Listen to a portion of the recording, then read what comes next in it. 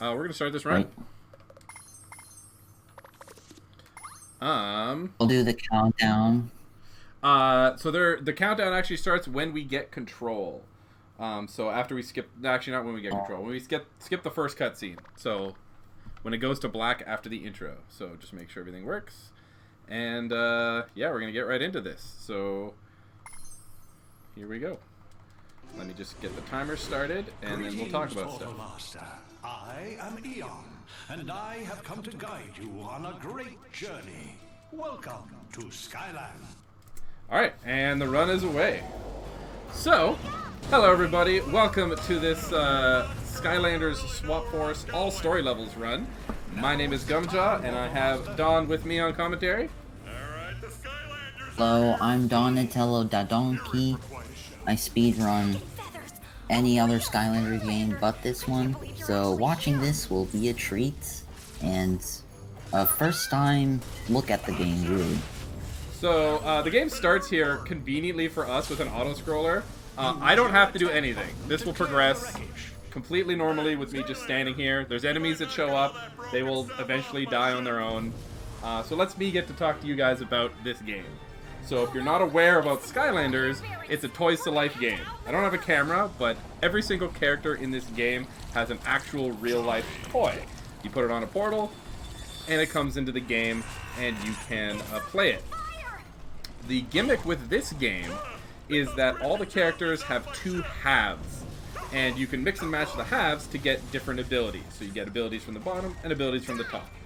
We're going to take advantage of that as much as possible. Specifically, this dash attack that I'm doing is on the bottom half, and the top halves we will switch to take advantage of their different movesets. I would also like to mention that Trap Team abuses these characters very well, and that's not even the gimmick. Yeah, Trap Team has a really cool glitch that they use with the Swap Force characters that isn't even available in Swap Force. So that's fun. Another thing to note, if you can hear in the background, there's some voices going. The Skylanders series is notable for having a crazy good cast of voice actors. A lot of really good actors that you've probably heard in other places. I'll point them out when it comes up. So we're getting to our end of the auto-scroller here. You'll notice me pausing the... Apologize. I closed out Discord accidentally. That's fine. So you'll notice I split there when we got into this loading screen. So we timed this game using loadless timing. So I'm just going to be making splits for these loads. This is your captain speaking. We're here. Now, if you recognize that voice, Flynn is voiced by Patrick Warburton. You've probably heard him as Joe from Family Guy, or the narrator from Lemony Snicket. Alright, Tessa here, she is voiced, she normally does Daphne from a bunch of Scooby-Doo cartoons. I actually don't know who Eon Who's is. Callie? Callie's not in this game, Callie? so I haven't researched that at all. Oh, that's true. So you'll notice a couple things. Callie is left out. First off, you'll notice I'm already level like 7. So due to all the data for Skylanders being stored on the toy, we don't bother resetting the toys in between runs. So every run is essentially New Game Plus. We have all our abilities, and we can basically not worry about like leveling up or purchasing abilities. If you were to reset, your characters are maxed by about the first or second level, and it is basically just not worth the reset, and it disables us taking advantage of the fact that there's so many different characters to use from, and if we were to reset them all, we wouldn't be able to use them because they need to be leveled up and yada yada yada. So this just makes it more fun. In addition, we are also playing from... Oh, sorry. Yeah, go ahead. We are also playing from a complete file, which means we have all 17 chapters available from the start, but as rules state, we must start with the first chapter. Yes, and in this one here, we still play them all in order. So we may change that in the future, but right now we're playing them all in order because all the loading is actually hidden behind cutscenes. So you can get a little bit of the story as we wait for them to load. And you'll notice even more cool character voices there as we go. Like Don mentioned, in Trap Team there's a lot of glitches, but in Swap Force we have pretty much no glitches, and we're going to be playing this as a pretty straightforward speedrun. Alright. So these vines, there's nothing you can do to make them go any faster. I've timed them whether you're jumping or you're sliding. Sometimes when you jump, it actually looks like you're moving faster. Nope. Doesn't do anything. Alright, we are coming up to the end of the very first level, and the first reason why we're playing with a specific character. Actually, I jumped the gun on that. We are not at the end yet. We got a little bit more to go. Skylanders of the Earth element are stronger in this zone. So you just saw at the bottom there, it said Skylanders of the Earth element are stronger here. If you are using a Skylander with a matching element of that type, they get a huge damage boost. So we're going to take advantage of that where we can for certain boss fights to do extra damage and kill them faster. The benefit to Swap Force is that if you look in the bottom left, you can see this character is actually two different types at once. So only one half needs to match, which means we can keep our speedy bottom half and just switch the top half. Go ahead, Dom. And elemental power is only effective in like 4 of the games, but it still helps a lot in Swap Force. Yeah, Swap Force is not one of the 2 games that does not get a major effect from elemental power. So if you look at the damage here, you can see how much extra damage we're going to be doing. We're going to be able to basically one-shot most things in this area. And we just want to wipe out everything as quick as possible. Hopefully this angles up. Alright, and that's stage 1. Let me just hit my cutscene split. Welcome to Woodborough. We've got to the hub world. Alright. So you can see we're playing from a complete file. This is already all 3-starred. And we're moving on. And that's actually a gold split, so that's pretty cool. And I've brought the Skylanders back with me. Donation. Yeah.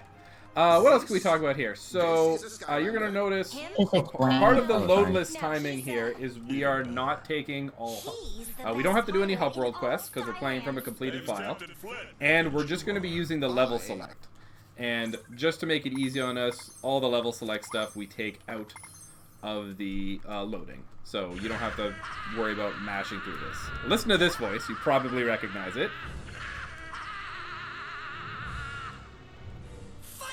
Glumshanks, a monument worthy of my supreme awesomeness. I don't disagree, Lord Chaos, but is the bottom part really necessary?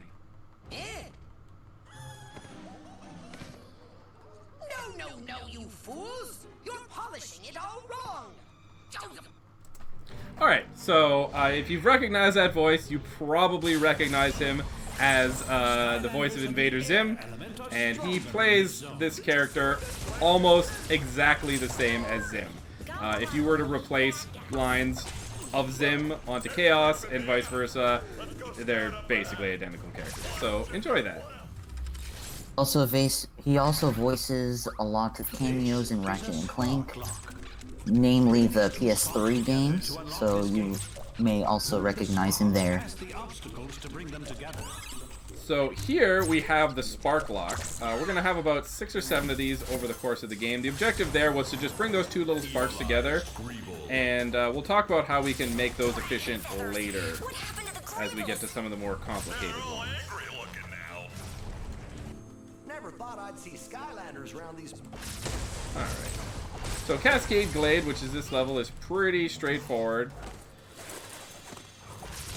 We're being introduced to the evilized Greebles.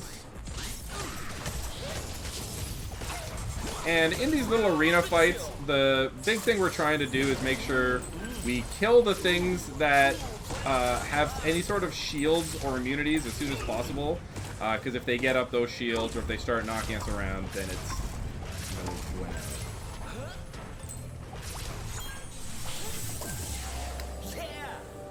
So I want you to listen to the voice of this character we're playing right now and see if you can guess where he is from. I'm not going to tell you, I'm going to let you listen for a bit because he should be very recognizable.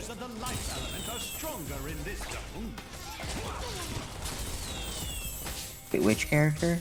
The character we're playing right now.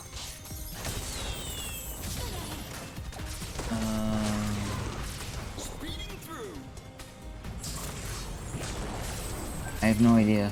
Like, I don't know. Alright, so I'll tell you guys, and then you can listen and you see where it comes in. The voice of this character is Billy West, and he basically voices almost every character from Futurama, including Fry, the Professor, a bunch of side characters. He's the voice of Stimpy and Ren and Stimpy. He is a very, very, very famous voice actor. And certain lines are very Fry if you listen to that. Here's another Spark Lock puzzle. So here, we're going to optimize by switching the spark we're controlling whenever the other spark is basically not able to be moved. They're on a conveyor, they're hitting a button, or they're trapped behind a little lock. And we're approaching... I keep jumping the gun on these final arenas. We're not approaching the end, there's still more. So a lot of the movement tech here is just making sure that we take the shortest path from point A to point B. The dashes are a fixed length, and you kind of have a little bit of lag one way or the other, like at the start and the end. So you have to make sure you don't dash right to an edge because you might not be able to jump, and then you fall, and then it sucks, and then you die. You lose a bunch of time. So those purple shields are enemies that can't be affected by most attacks when they have those shields up. So if we do fight them, which you'll see later on, get the cycles. When we do fight them later on, we want to make sure that we get them to expose themselves as soon as possible, and then kill them as soon as possible. Because the more time they spend just standing there with their shields up, the more time we waste. Alright, last spark puzzle. This is another one you can see where we're going to try to optimize the time where the other sparks are moving as best as we can. There's a little bit of a delay on the change, so on some of these quicker changes, it's tricky to make sure you move properly. Alright, so here's this big guy. We can't attack right away. These chompy guys can eat them as they fall down. So you're going to notice we're going to have a group of these guys parachute down from the sky. The guy on the right is going to get eaten as soon as he drops, before his shield gets up. And this guy is going to walk over and get eaten there. So that's pretty much optimal fight for that. Oh, thank goodness, the Skylanders. And we're going to skip this, and that's Cascade Glade done. Apparently I'm saving tons of time over my current record. All right, the Skylanders found the Oh, let's explain what 3-starring a level is, just for side information. Yeah, sure. Go Because ahead. we do see them pop up. So, we didn't do anything to earn all 3 stars, but maybe the first star. We always earn the first star by completing a level. The second star is more like dares, I'm pretty sure. And the third star is a collectathon star. You have to get all the collectibles of a certain level, and you'll get that star. So we didn't do any of the third star, and some of the second star we didn't even do. Interesting.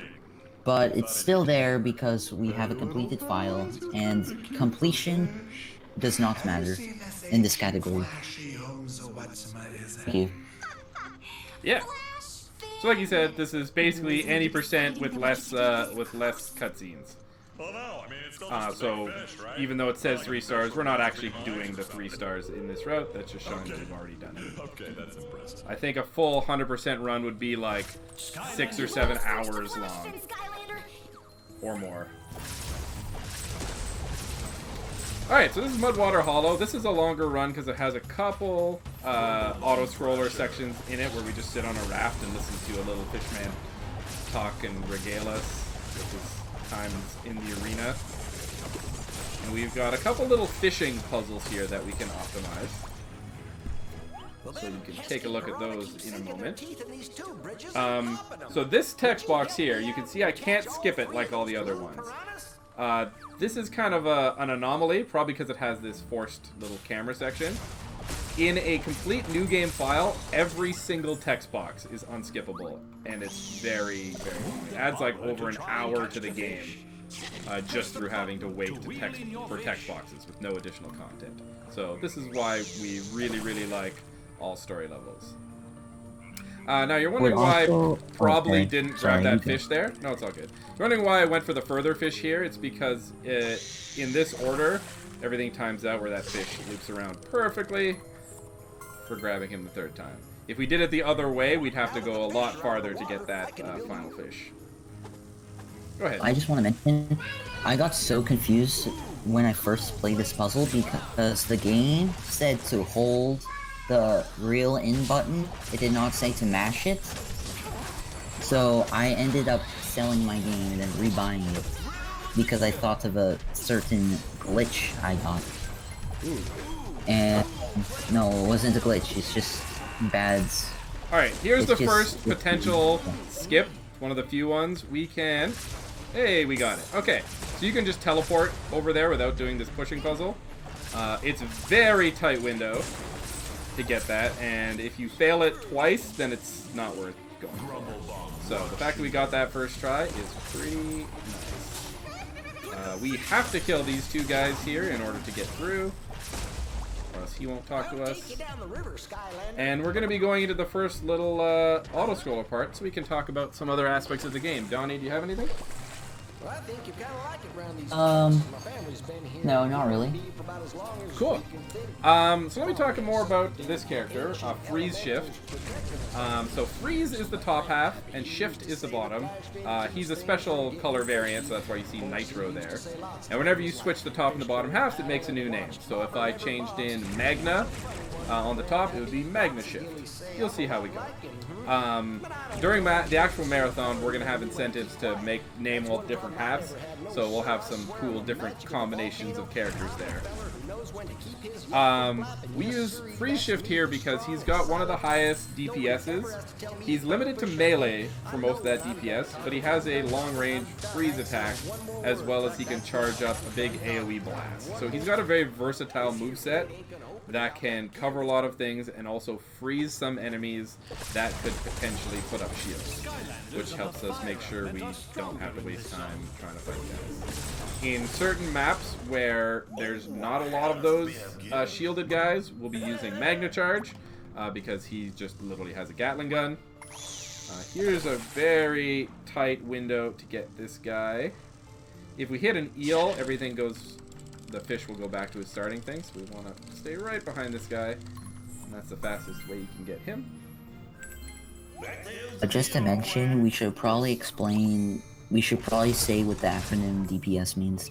Ah, sure. So DPS stands for damage per second, and basically we use it when we're talking about how much damage you can output in a given period of time. It's important for us because when we have bigger enemies that take more than one hit to kill, having a faster DPS means we get them down faster. Chompies, the little green guys with the eyes sticking out of their head, they die in one hit no matter what. So we never have to worry about them. That's where big AoE attacks is good, because it doesn't matter how much damage you're dealing, you just need to hit them and they die. You'll see us take advantage of that later, specifically with this.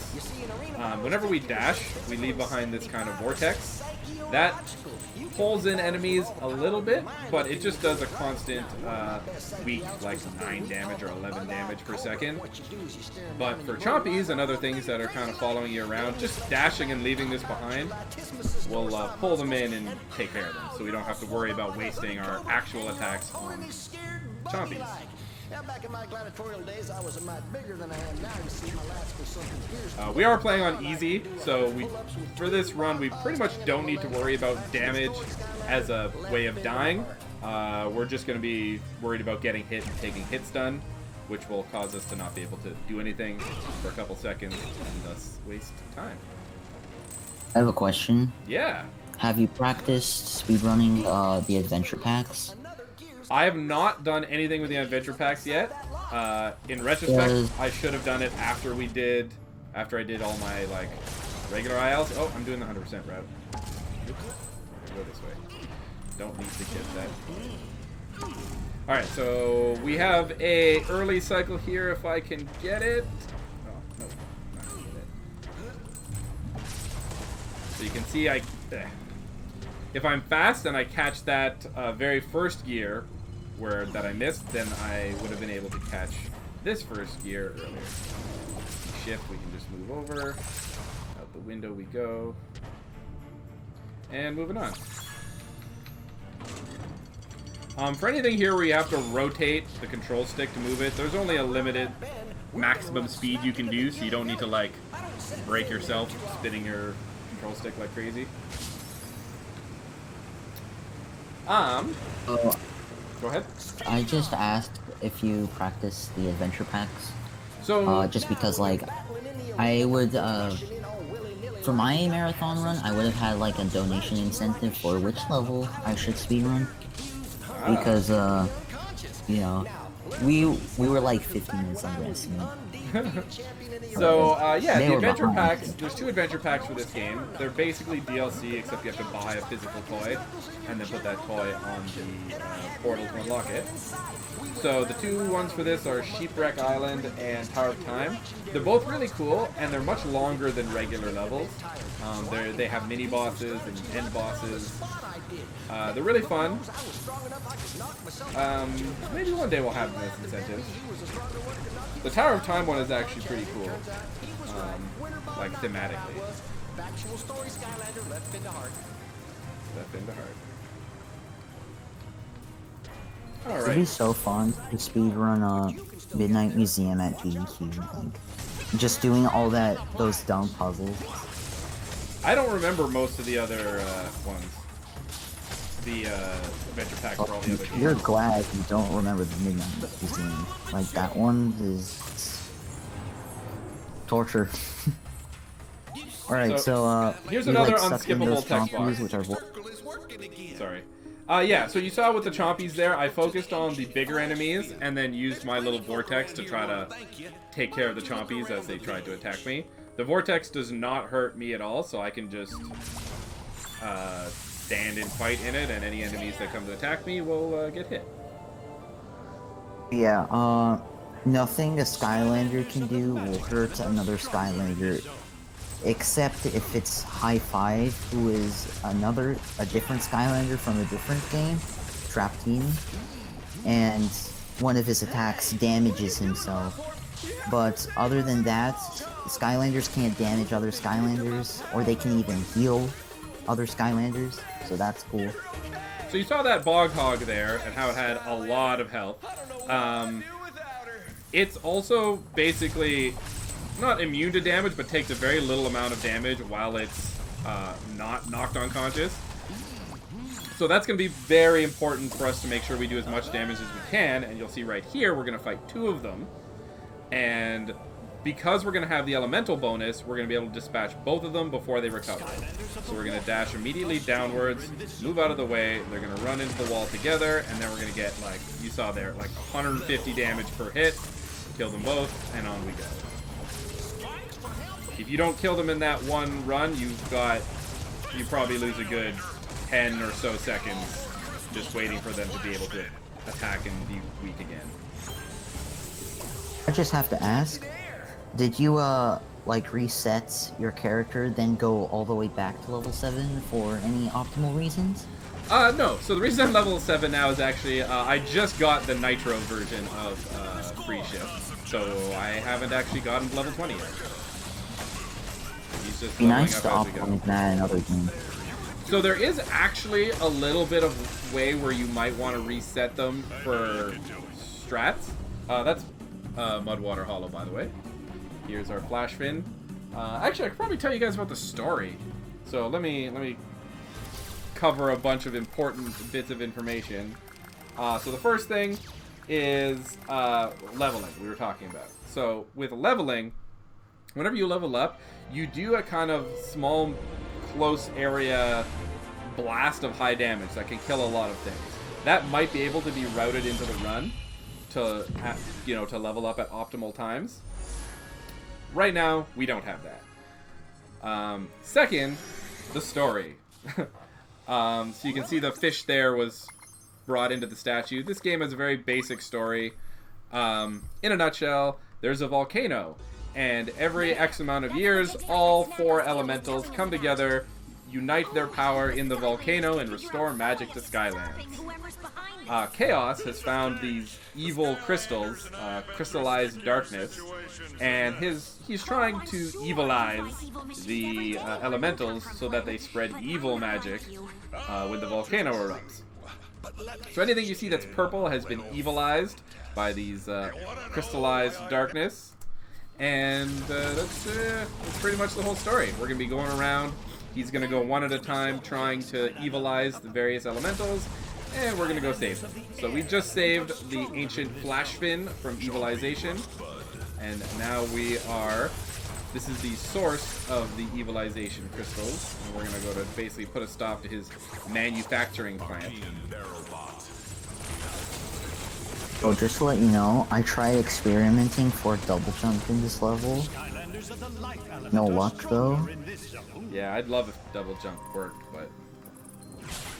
So here you can see we got the evilized sugar bats. They were all nice looking, and when we kill them, they get all... they get 3. Hello again, my friends. We seem to be... We got a couple arenas here. Well done, you. In the harder difficulties, so here's an example of the AoE. I can just use that AoE and blow them all up. AoE? Area of effect. AoE stands for area of effect. So having a nice big area of effect move is very good for killing out waves of chompies and not wasting your time chasing them down. Oh, okay. So here we want to make sure we get across here before these spikes pop up, which we didn't. And you saw there's a little purple ball rotating around on that clock. We need to stop those in the right area, so that'll be another thing we want to optimize. Spinners! More stuff to talk about. These spinners are invincible while they are spinning, but thankfully we have this long-ranged ice attack that we can use to prevent them from getting into that spinning animation and making this a lot faster. You can see we're literally just waiting for this guy to land so we can kill him. So that's an optimal fight right there. And away we go. Turn back before it's too late. No. So if you're familiar with the Skylanders Giants game, you can see there's a lot of Archean stuff here. This is basically an Archean graveyard or something like that. The Archeans don't play any sort of major role here other than that's where stuff happens. So now we got a spinner guy who we got rid of, and these shield guys that we want to try to delete as soon as they do their attack. If you hit a shielded guy while their shield is up, they will actually cancel their animation of attacking you and go back into shielded mode, so you want to make sure you do not hit them as they're winding up to attack, otherwise you lose time. Skylanders of the Earth element are stronger Into in here. this zone. Oh, I got clipped.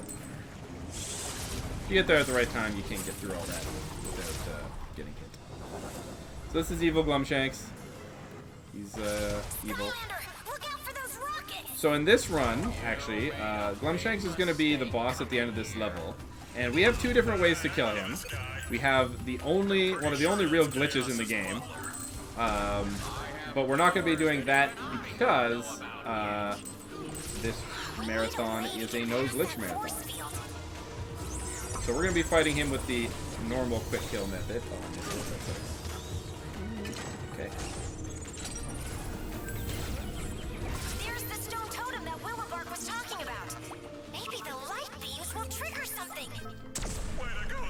So story-wise here, we're trying to turn on that monkey. For the reason is literally, we're like, hey, we should use the monkey. And that's it. We don't, we have no incentive or reason to believe that this monkey can't actually do anything for us. We're just like, never underestimate the monkey. And that, for some reason, that's our logic going into this. Donnie, got anything, No. Cool. So this level is pretty straightforward. We just want to maximize, or I guess minimize the amount of time we spend waiting for those clock hands to turn around. And getting hit can make us miss a cycle. And these fast ones are actually surprisingly harder to hit. So again, this is another pair of guys with their shields. You're too late, Skylanders. Attack, please. My machine makes me. So you can see here we have our elemental bonus, so we're going to be making advantage of that. The good thing with those spinners is they only attack... Oh, I was getting chompy. The spinners only attack when you get near them, so it's very much beneficial to try to stay away from them in order to prevent them from spinning in a fight. So I went hard left to keep the guy on the right from actually attacking. Alright. And that's Rampant Ruins. We got a little bit of a longer scene here. We're going into our first boss.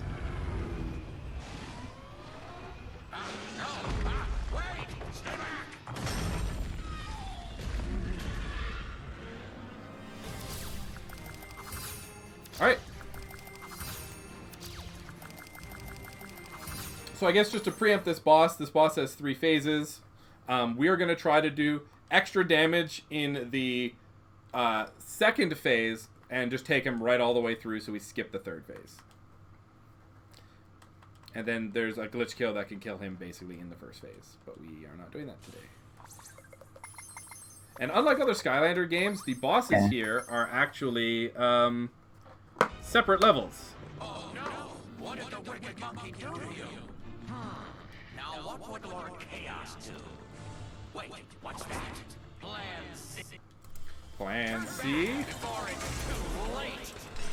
No, it's probably too late already.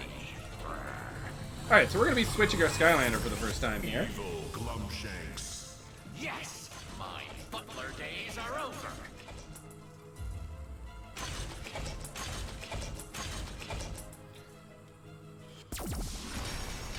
And you can see we're keeping the same bottom, but we have Gorilla now. So Gorilla's whole shtick is he's really good at beating up bosses. He basically has a persistent, can't move, but does crazy damage. So we're going to just get him to about there-ish.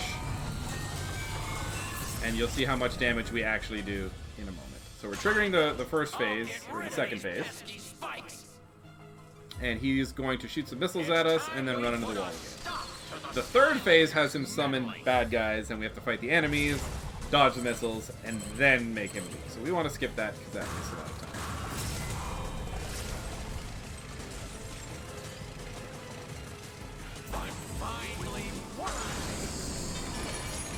Alright, so hopefully we get all this done, and this. Alright, so that's the first boss. That is Evil Eyes Glumshanks. He's going to turn back to his normal self.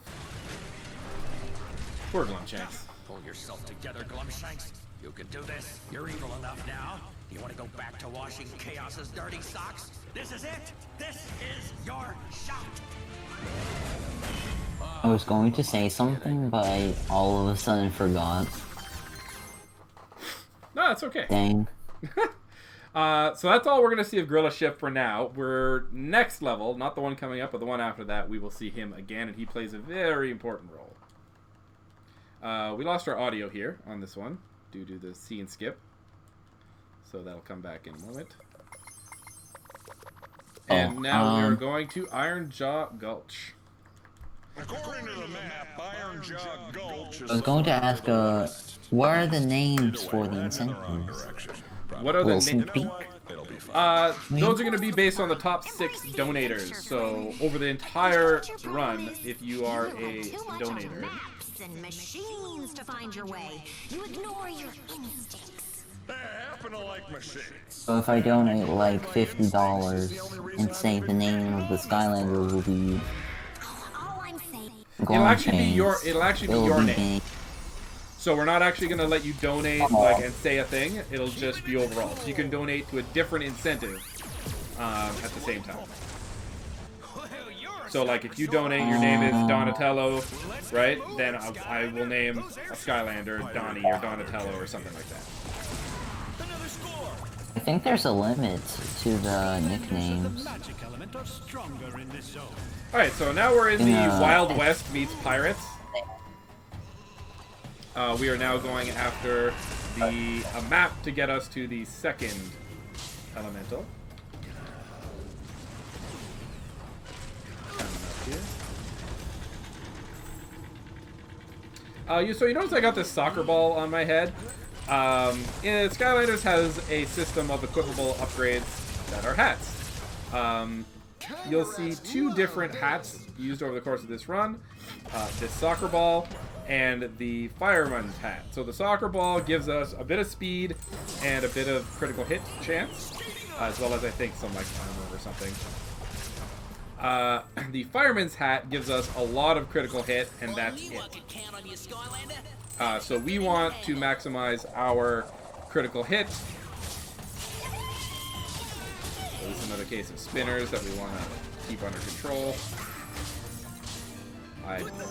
Winged boots help in this game at all? So good chance to explain stuff like that. So in Skylanders, there's some toys that are not enemies or that are not characters. They're just items. You'll see us use one at the very end. But one of those items is called Winged Boots, and they give you a speed boost. And you'd think, oh my god, why aren't you using that? Well, Winged Boots, they don't last for a long time. They have a certain duration, and they take about 6 seconds to put onto the portal, because it plays the like summoning animation. So unless we can save 6 seconds through using the Winged Boots, it is not worth using. Now, this dash that we have here is actually quite fast, so using the Winged Boots doesn't actually gain us that much speed. Because your speed while doing a dash or any sort of similar attack is not changed by Winged Boots. So it just changes your base walking speed. I don't know if you said this, but legitimately asking, does the animation for the booting up of the boots play every time you enter a level? Correct, yes. So every time you enter a level, if you have an item, it will load those boots all over again. So you can't even like preload it one level. Oh, dang. Yeah, that's the unfortunate part. So you see in a lot of these encounters, we've got some evilized monsters that have periods of invincibility, and then we've got these little guys with hooks who you haven't seen them do it yet, but if I give them a chance to wind up, they will start spinning, which is bad. Generally, if you see an enemy with a long hook-like thing or a pike or something, they're going to try to spin, and while they're spinning, they're invincible. So there's... while there are many enemy variations, they all pretty much do the same thing. Like visual variations, but same actual practical things that they do. So here you can see we have the elemental bonus, not by route, just because it's undead, and undead is what our base is here.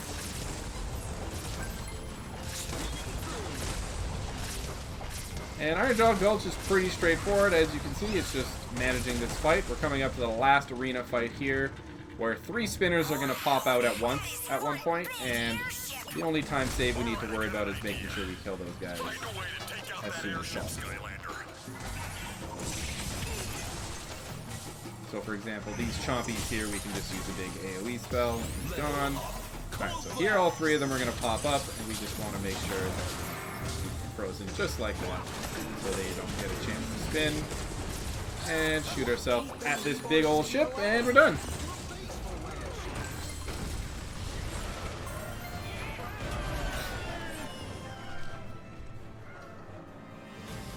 So storyline-wise here, we're trying to find the map to where the ancient Terra Squid is. And we've got a tip-off here saying that it is in the hands of a guy named Sharpfin who lives in Motleyville. So we're going to Motleyville.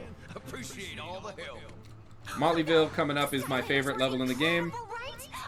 Just because it's got a lot of character. And the music's pretty good too. You know, for a guy who rocks a scarf. Yeah. Alright, so on our way to Motleyville. Nice place you brought me to. I'm sorry, Flynn, but we'll need help to find the terrorists. So for this level, we're going to be going back to Gorilla Shift for the entire level. Someone over there. We're doing that because this actually has 3 boss fights built into it that you cannot select outside the level. I guess they're like 3 mini bosses, essentially. And we're going to be really leveraging Gorilla's ability to do single target persistent damage. Alright, into the level we go. So here we have Whiskers, which is the bird we've been riding on, has been evilized. And we gotta do some damage.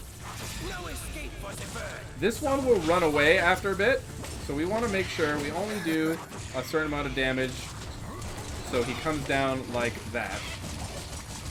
If we were to do too much damage, he would actually go into a series of 3 dives before he's vulnerable. And as you can expect, 3 dives is longer than 1 dive. Therefore, we take a time loss. Skylander, you have to help us. You do? We have to help them. So here's Sharpfin. We accidentally got jailed in the same spot where he was, so that's convenient. Alright, so jumping into the abyss here with these platforms. Now there is a skip in this level, and I'll talk about it as we get to it. When I do this dash, maybe sometimes you've noticed where when a cutscene takes over mid-dash, I'll go rocketing off in one direction and actually land way further forward than it was trying to stop me. There's a section halfway through this level where Shellshock, the German crab guy, him, will try to close a gate on us. And he does it right after a cutscene. And I haven't proved it yet, but I have a guess that we could possibly get under that gate before it closes if we can somehow replicate the glitch where I get sent forward in a cutscene. I've done it once, but didn't get to the door fast enough. But there are different lengths of extra distance you can get. So I think if we had an optimal setup, we could skip a huge chunk of the level. And I'll point that out when we get there. Shout out to the music on these rail sections. They're really good.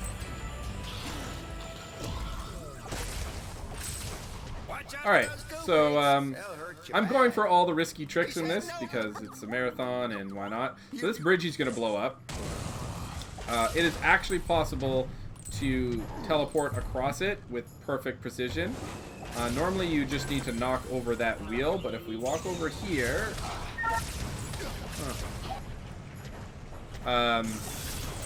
like you saw there, if we walk over there and dash at just the perfect angle, we can just barely make it across by clipping onto some random geometry. But we didn't do it, so we're not going to try it more than once because we're actually on a pretty good pace. And I don't want to throw that away. So as you can see, a lot of this level is find dynamite, throw at a wall. So this is the wall where if we get the clip, right there, so if we get an extra bonus here, we would be able to get under this gate. So you can see how long it takes to drop. If we can get under that gate before it drops, we skip everything I'm going to be doing in the next, like, minute or so. Which involves a whole lot of stuff. Donnie, what do you got? Well, this has been quite interesting to watch, especially because I've barely played this game myself. But I do see a lot of movement tech in this game, which is sometimes better than skips. Just saying. Yeah. And this is coming from a speedrunner who speedruns games with skips. With nothing but So- skips. So one Pretty thing you'll much. notice with Grilla here is he's really bad at clearing out more than one thing. So we're gonna try to be leveraging the portal, the little void thing that gets left behind us whenever we need to kill stuff. And he has an ability that summons some monkeys, but they're kind of random in how they move. This here. Alright, so you can see here, if we were able to get past that gate, overall, we would skip this whole section leading up to now and go right into this. So you can see how much of a huge time save that is. So here's an arena where you can really see how Gorilla is limited. So he can murder these guys pretty easily. Right, but then as soon as we get to this area, it's kind of like a little awkward and way less efficient than what someone like Freeze or Magna could. I must be going. But the time that he saves in the boss fights, especially the one coming up very soon, is like minutes. So you'll notice here, like, look when I jump, how it looks like I'm gaining a bit of speed, right? Like, so this is me riding normally, and then I jump and it looks like it speeds up. For the longest time, I thought that jumping actually sped you up, but I did some testing, and no, it's not. It just looks like it. So I think it's maybe with just how they got all the movement to work. All right, so we have a little bit of a skip here. We can't skip this cutscene, but Whiskers, Evil Whiskers here, is going to blow up the path in our way. But that path is still walkable. So if we just start jumping as the camera's zooming out, we can, yes, okay, we can basically jump across before the important parts blow up and skip having to go around that whole area. Alright, so this section of the level is about pushing carts and moving tracks. All of these little goo piles that you can see in the background there, if you fall into them, it actually takes you to another map, and you need to like come out and walk back up and then do this like 2-platform rotation thing again. So it's worth losing a couple seconds to just being safe, because you lose a lot of time if you mess up there.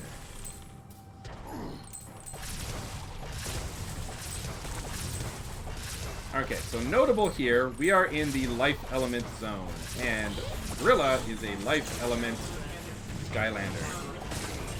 We are gonna leverage that in order to fight the full fight with Evil Whiskers. So the life element bonus, combined with his crazy amounts of single target damage, means we can one-cycle Whiskers like nobody else. So here's Whiskers. Here's the actual fight, and you can see the three-step dive bomb that we were avoiding in the first fight. So drop,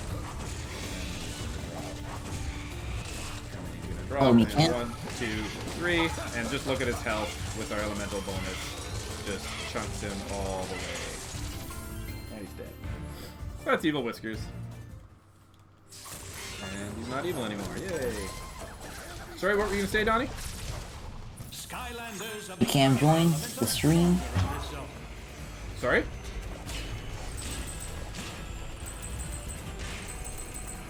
Or auto-scrollers, of course. More auto-scrollers. This is our last rail of this level. We're just going to be doing a couple fights. There's going to be a fight with some spinners at the end of this. And like I mentioned before, Gorilla is really bad at killing spinners, because he has no way to freeze them. The only way we can stop them from spinning is to actually like hit them and put them into some sort of hit stun. So we're gonna try to do that, but no guarantee. So this might be the first instance of you seeing one actually spin. Notably, we don't need to kill the little guys here. So, unfortunately, I didn't manage to put this guy into hit stun. So there you go. You can see how much time I lost there just waiting for him to finish spinning. I literally had to stand there. This is another section where if I get sucked into the middle, I lose a lot of time going into a separate area. But that one there is worth kind of jumping through it because there's that guy shooting a gun at you, and you don't want to have to dodge stuff. Platform. Alright, so we're picking up our last stick of dynamite here. We're going to open this door. And we got 2 more spinners coming up here. And this is the important part here. We want to be able to kill this guy before he spins, and then dash right to this guy. Kill him before he spins, and now we can come back and fight everything else as normal. Alright, so this boss, you can see we're in the Earth Zone. We're going to take advantage of that, and we're going to waste 8 seconds on a character swap. You can do stuff? Okay, we're going to waste 8 seconds on a character swap. So you can see how much time we're losing on this swap here. If there's a drill, there's a way. To switch Gorilla's bottom half to an Earth element, so we're going to get the element bonus. And that is very important to us, because we might even kill him with just this bomb on its own. And you can see we just chunk him all the way down in 4 seconds like that. So that is worth not having to do a second cycle of fighting. GG. Alright, so I want you to listen to the text in this next cutscene. It's my favorite line in the whole game. Just be quiet for that. Ignorant Kartoffelgeist! You have not seen the last of Baron von Shellshock! What did he just call us? Ignorant potato faces. But as an insult, right? Yeah, it's not a common endearment out this way. We kept our... Anyway, so I just think that's kind of funny. Take that as you will. Moving onward, we are now moving to the Twisty Tunnels, which is where we are going to find this pretty fellow. The Ancient Terra Squid. Gumjaw, what's world record for this? It is my PB on this split, although I have not done a whole lot of runs for finding this, which is why I'm so ahead of thing. So we are on world record pace right now. Oh, I'm sorry. Am I interrupting playtime? This is Chaos's mom. Alright, so you're going to see another new character. Brought in specifically to take advantage of the elemental bonuses. This is Blast. Blast and Furious! So, Blast is really good in that he has a lot of AoE damage. He can do some really strong DPS on a wide scale. But he's limited in that he throws these bombs, and that's the awkward part, is they're not very accurate. So anything that has a very big hitbox, he can do pretty good damage to. Not as much as Gorilla, but, you know, enough. Is there like a chompy somewhere? Okay. Keep going. I'll meet you up. His other problem is that in order to get maximum damage, he needs to shoot his bombs through his flame wall. And that's kind of awkward. Got some background noise there. Say hi to Donnie's sister, I guess. Yes. Aha. Okay. Good job. Alright, so this is a digging minigame. It's a digging minigame. You just follow the digging. Alright. Coming up in this next area, we're going to see a lot of sections that have these rising and falling platforms, and it's, as you can expect, very important that we get on the platforms as soon as possible. I'll be right back in a couple. Yep, go ahead.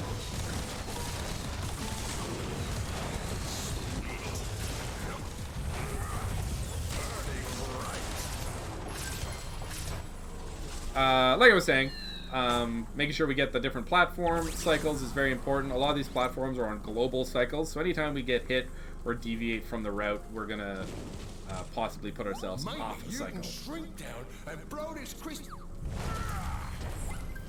So talking to anyone in chat who is asking about the world record. The world record is based on loadless timing. So the 2 hours and 3 minutes or whatever, that is loadless. And I think it's about 2:20 something with loads. Or it's whatever the PB that I'm racing against right now is. So what is it? Can't look at it right now. 2 something. Look at it actually right now while we're getting out of this. The world record RTA is 2:20:32. Those evil crystals have got to go.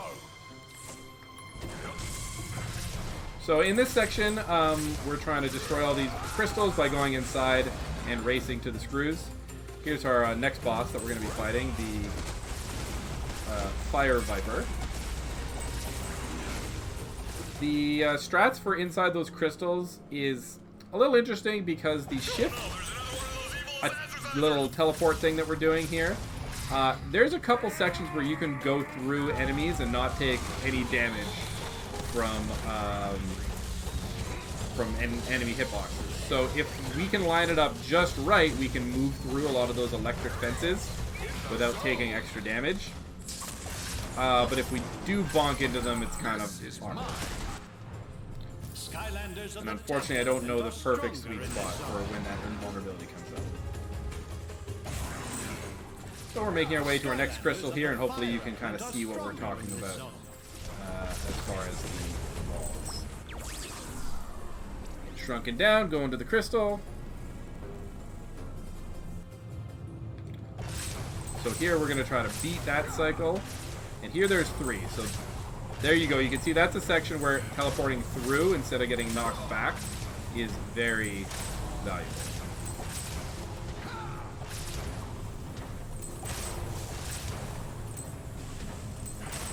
And this one doesn't have it, but the higher ones will actually have like tall gates that you can't even jump over. And so getting those teleports through them is even more important. I can see chat, so feel free while Donnie is taking care of business. If you have any questions in chat, feel free to let me know. I will answer your questions.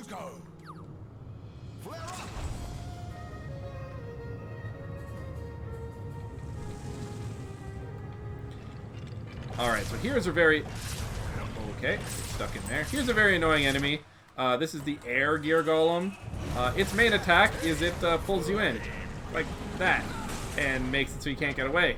And as a speedrunner, I object to anything that stops me from going in the direction I want as fast as I can. And you can see, because he caught me there, it is possible to outrun it. And because he caught me, I missed this cycle just barely.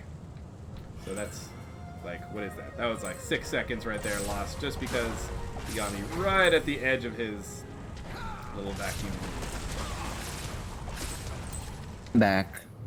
Welcome back. Alright, so this next section is an auto-scroller turret section, and it is the reason we are playing as Blast here. Because, even though it's not going to say as much in terms of damage numbers, our elemental bonus actually applies to this shooting section. So instead of the ships taking 2 shots to kill, they are going to die in 1 shot. And instead of the smaller ships, or the larger ships taking, I don't know, a long time to kill, they're going to take a short time to kill, and we're going to kill them before they even really get on screen. Alright, that was as much as I memorized this. Wait, I think there's a couple here.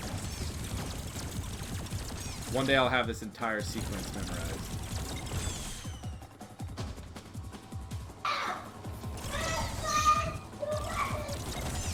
Another guest appearance from Donnie's sister. It's okay, don't worry. Speaking of guests, sorry, kind of have a... How do I say this? guests. Eccentric family. No, it's fine. Don't worry. Yeah, I'll just try to censor all of it. As you hear my beautiful voice-cracked voice over the lovely sisters. Yeah, we'll just try to talk over it. So one notable thing about this that kind of gives away some things, these green guys that fall down, when you see 4 of them come down in a row, 2 on the right, 2 on the left, or vice versa, that is going to signal a big ship coming down. So you see 1, 2, and then there's a break.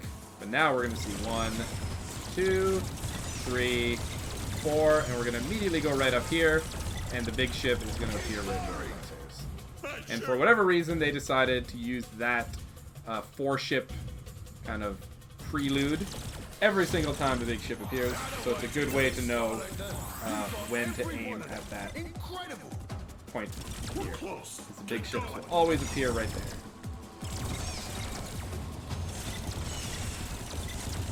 So you can see 1, 2, 3, 4, and we go right up top. There's the big ship.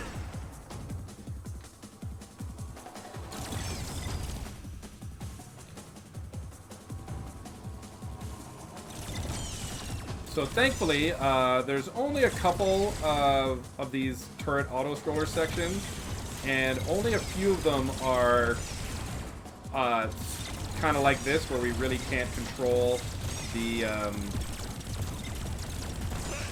like how fast we go through. Because right here, the only way to save time is to basically just kill those big ships faster, because everything else is kind of on a scripted cycle. Alright, and that's the end of this little auto-scroller. And we're going to go blow up the last crystal and be done with the twisty tunnels. Floating pizza, sky pizza.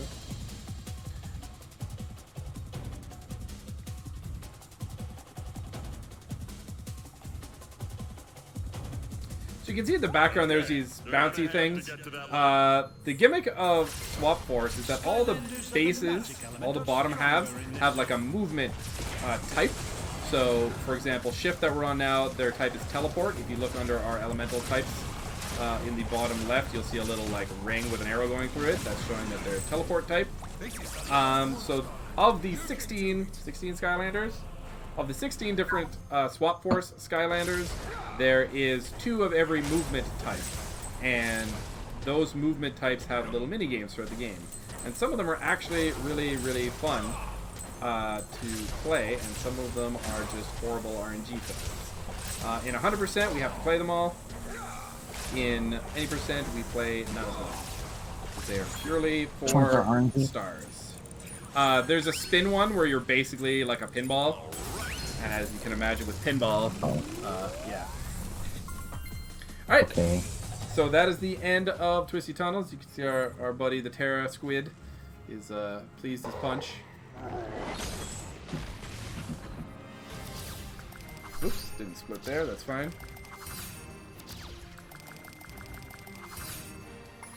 Alright, so we're moving into... That is a gold. We got golds coming out of the butt right now, which is beautiful.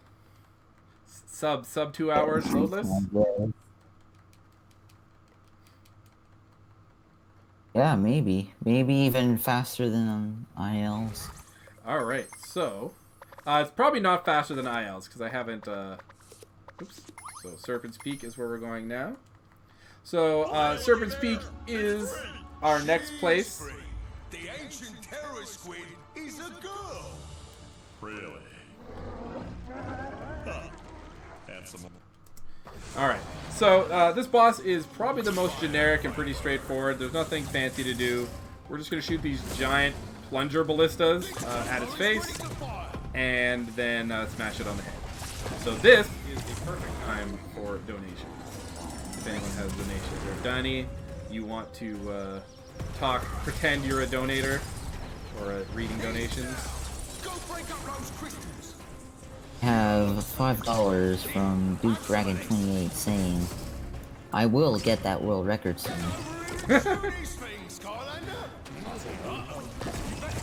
I have $25 here from ZeldaFan01 saying, I will break this game as I did SSA. I'm trying to remember which Skylander I used for the next level. It's still water. Yeah, actually, we switched to freeze. Yeah, okay.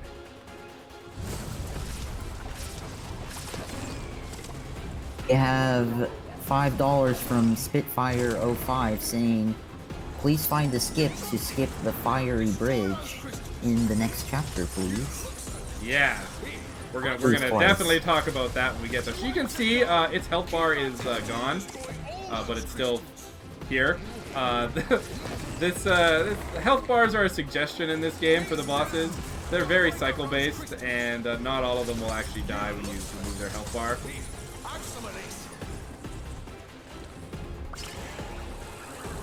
Now we're gonna get eaten. I think that's a star. Think it's a what? Star. Sorry, one more Oh, time. not yet. I thought that was a 3-star. Oh, not getting hit? Like, no damage. No, I definitely damage boosted through some of the little floating balls there. So we come in here and just blow this up. On easy, it dies incredibly fast. And that's Serpent's Peak. Bye-bye.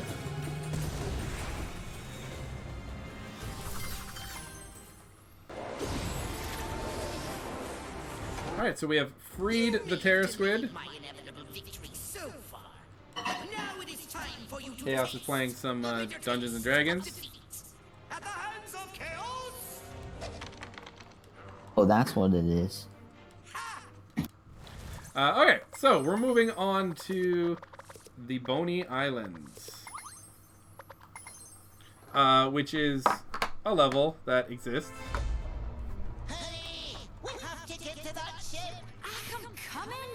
So if you look in the background, there's a bridge that is on fire. The end of the level is on the other side of that fiery bridge. And unfortunately, there's an invisible wall stopping us from going from one side to the other. So we need to go all the way around on a bunch of auto-scrollers and a whole bunch of adventurous stuff. So if we can find a way to skip that, that'd be nice. Keeping it cool. So you actually see us here. We got to go fight these guys who are coming from it. So the other side of that bridge is the end. We have $10,000 from Zulu Stutter. I guess we clapped. Yeah. Yeah. Right, woo. Shout outs to Zulu. good impromptu practice. Zoo is his nickname. Lou Stutter's the CEO of Activision, or something like that. Interesting. And he says, wow, you broke my games. Now you're going to jail. We're gonna release the Skylanders Special Edition, where all the skips are now DLC, paid DLC. True, so true. There was actually a story that was posted on the Discord about some guy who tried to hack the code of the characters. And this was back in 2011, so when it came out, and this some guy from Activision was standing at his front doorstep, giving him this letter not to pirate the characters. It's so funny. Wow. And this was 9 years ago. 8 years ago. That's interesting. So as you can see in this level, we have to escort this little trolley around because it's the only thing that can break these locks. So it's a lot of just making sure we're moving properly, killing the enemies, progress the areas. And this, you can see, it's very unfortunate that my upward angle cannot reach that guy, so I actually have to jump up there. Here's another example where the AoE attacks are beneficial, so we can just take as much advantage as we can of the little spread damage that we can have. We forgot to mention that in Swap Force, you can't jump, you can't attack while you're in midair. Oh yeah, that's actually... Trap Team was... Yeah, that's a very good point to notice. So in the very first Skylanders game, you could not jump. In the second Skylanders game, you could not jump. So it was notable here that they allowed you to jump in Swap Force, but you could not jump and attack in Swap Force. So Trap Team was the very first game that allowed you to jump and attack at the same time. It's very abused. Yes. Even more so, Trap Team really opened up the invisible walls in the game. Right now, the reason why this game isn't so broken is because the invisible walls are pretty strict. So without a major way to like clip out of bounds, we can't really abuse a lot of the pathing in this game. Because as you can see, there's a lot of areas that are, you know, very close to where we want to be. Here's another reason why we're playing this freeze. Just to one-shot everything in this room. Speeding through. And we're coming up to a little auto-scroller section here. So this is time for donations or other tidbits of information, questions. Don't see anything else in chat. Gonna take a breath, I guess. Have some water. So we have $25 from Zero Lag Gaming, who says, "Bonsoir, mon ami. It's happy to see that this series and this game is back and running again. Back and running again." Yeah, I can speak English. Keep up the good. I appreciate your fake donation. Very helpful. Thank you. Alright, so coming up here, we're going on this little roller coaster ride, and you're going to see a gate that we can, in fact, shoot at. Right here, you can see the cursor locks onto it, and we can smash it a whole bunch. But we eventually crash into it, and we fall down here. A little piece of me, a little tiny piece of me, thinks that there is actually a way to shoot that enough that it opens and you don't fall off. Like, that would be... That's like the secondary thing to bridge skip, I guess. Can you shoot, please? License to chill. But yeah, so if you haven't heard it yet, keep listening every time this character talks to listen for Fry from Futurama. When he says license to chill, you can really notice it. As well as some other of his things when you like finish a zone or open a door. Hello, down there. Is there a gift shop down there? Maybe bring back... So this one platform up here is very finicky. Sometimes you'll jump on it and it'll just like do that, or it'll just like hunt you off for no reason. I'm not a fan, not appreciated.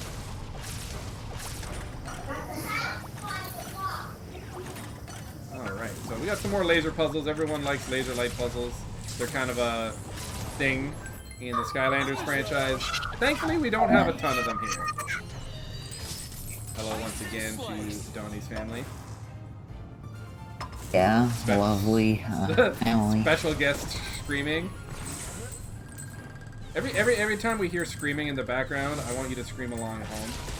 Make this an interactive experience. Okay. It's a family stream, guys. Yeah, it's a family stream. Exactly. Enjoy it.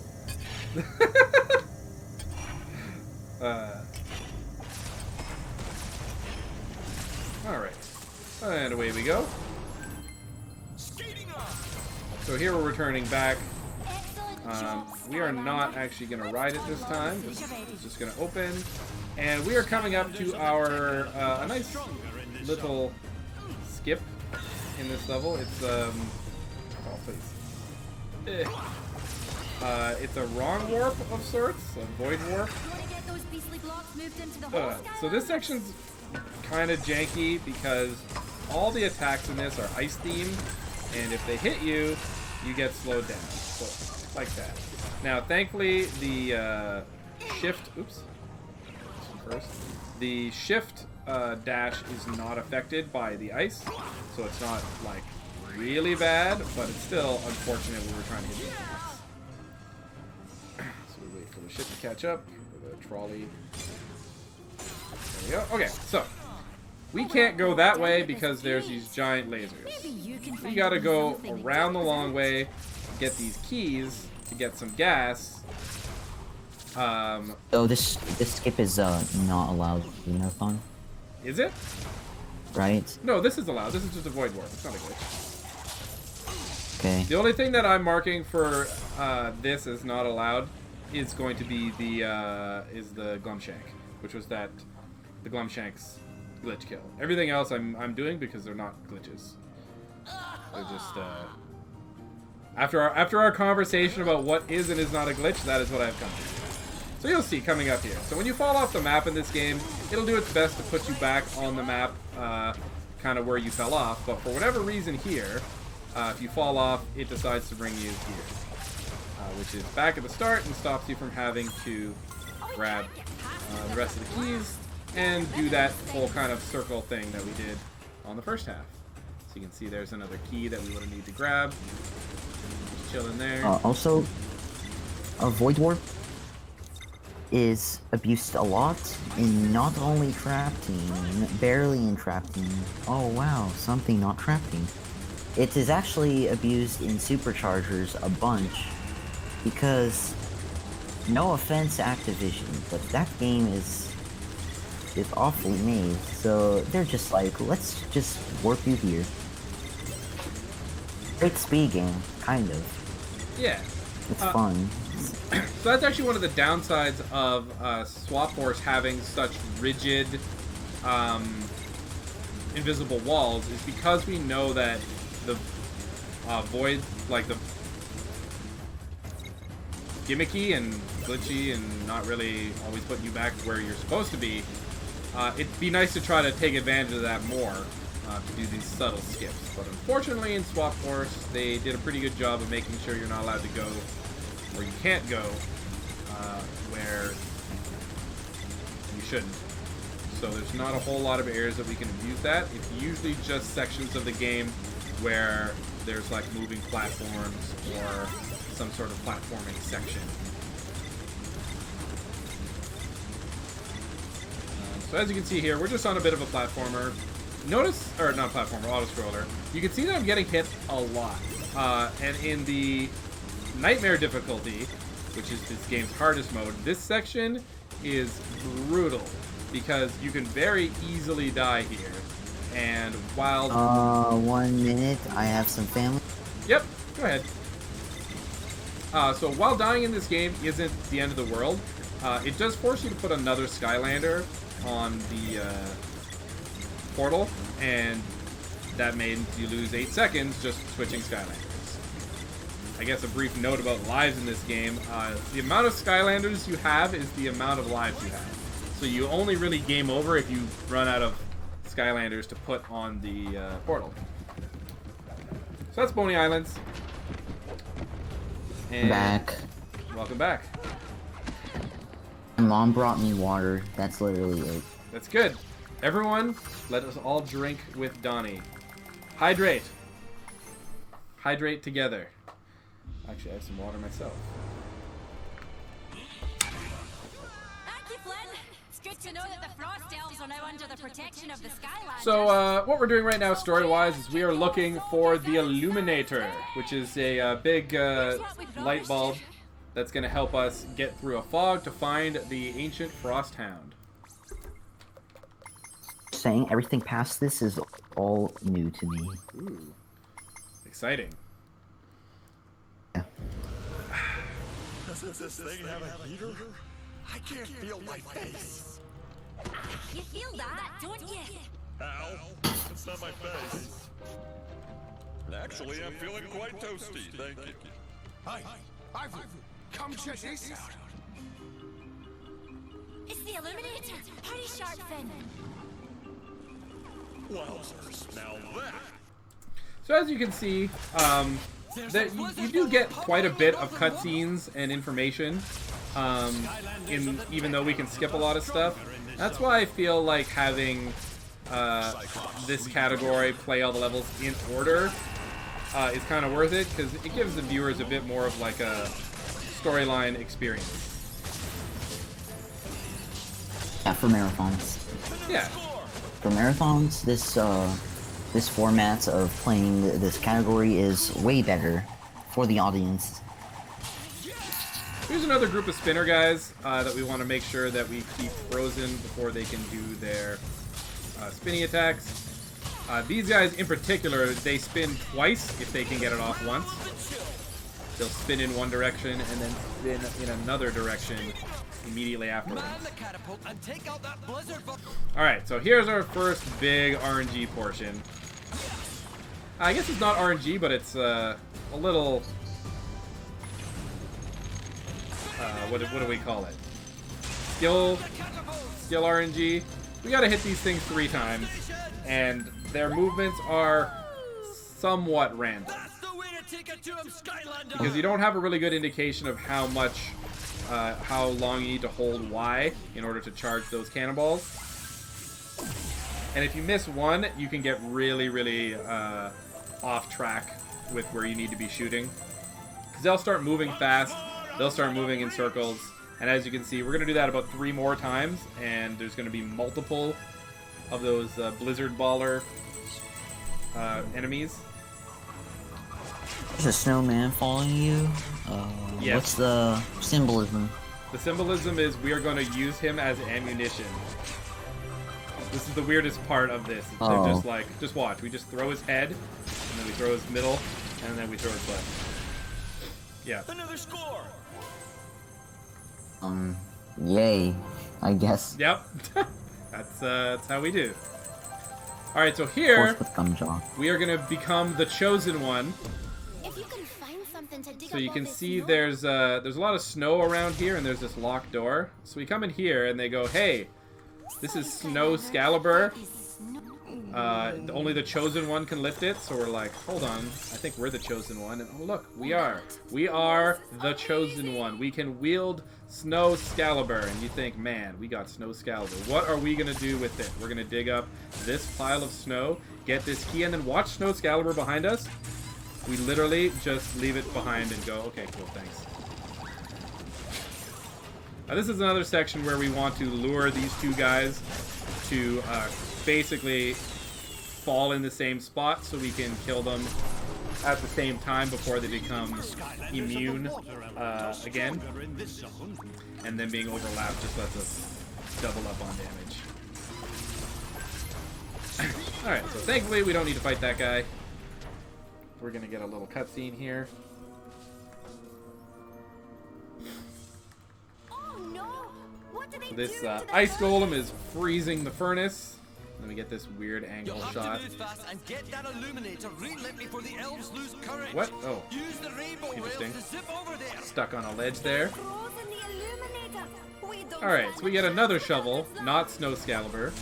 But hey, look, it can dig just fine, so...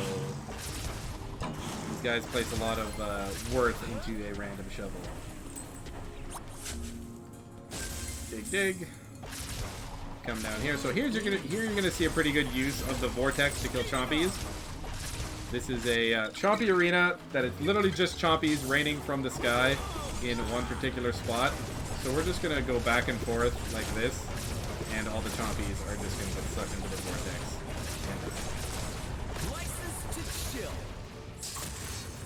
Licensed to chill. Hopefully you guys have recognized that voice by now. Okay, so this section here that I'm currently climbing up, we're supposed to melt that ice cube with this laser in order to get to that portal, but for whatever reason, one of the few times where we're able to go kind of off the intended route was right there. We can just jump down to the portal. Yeah. I'm clapping. Good programming. You don't even need the was- shift. You don't even need the teleport. You can just do a regular jump. Like, that's something where in the casual game you could have just found by being like, oh, can I jump there? Oh, yes. Yes, I can. 0 skill Great required. design. Completely free. 10 out of 10. Would design again. So again, hitting these does not slow you down at all. All these sections are just for fun. Here's our ice guy. So if he hits us, it is bad because he will freeze us, and then we will move slow. So we don't want that. Work the bellows, stoke the fire, melt the ice. Great work, Skylander. We can't lose now that the Illuminator is restored. So see it right there? I got that little like extra bit of distance. It's unfortunate because it puts me back here. That kind of little gap or that extra shot during a cutscene is what I was talking about back in Motley Mill. But, no. Oh, come on. I think we're good. Nice work. Only 2 more blizzard bowlers out there. Okay, so we're moving. We're going to quickly go to one more Blizzard Baller section. There's just some enemies here. Notably about this level, there's a lot of areas where you have to fight enemies without an elemental bonus. And that is what really kind of lets Freeze Blade shine here, because he does do, you can see he's like doing 42 and 69. When you see the 69 with the exclamation point pop up, that's a critical. And it does 1.5 times damage. And the higher you can do in a single hit, the more crit damage you'll do. And the faster you can do those big damage attacks, the higher DPS you'll do. So here we might be able to get a double hit. Nope. If you shoot at just the right angle... Oh, there we go. Oh, we almost had a second double hit. This is one of the few areas where you can save a lot of time. That was actually super good. Well done, Skylanders. So I'm clapping. expect to see a big gold on this if we don't mess up anything. So this one here is a little Is there weird. another one of these? There is one more left that has 3. So we're just going to do this. This feels slow no matter what. I haven't found a good way to move these. So another section here where we're going to try to kill this guy while he stands up. And... okay. Kill the chompies with the level up. Sounds good. Alright, so we are moving down here. How do we do this? Okay, messed up. We can recover. This is suboptimal. There is a better way to do that, because you need to melt this ice block, and then the one to the top left. Supposed to go. So here's the last Blizzard Baller section. You can see we have 3. So the best way to optimize this is obviously if you can get doubles, great. But generally you just want to make sure that you're always hitting something. You can see that one that went really far missed. You need to wind up almost full tilt in order to get the ones at the back. That one that just missed actually was fully charged and still missed. Don't lose my time.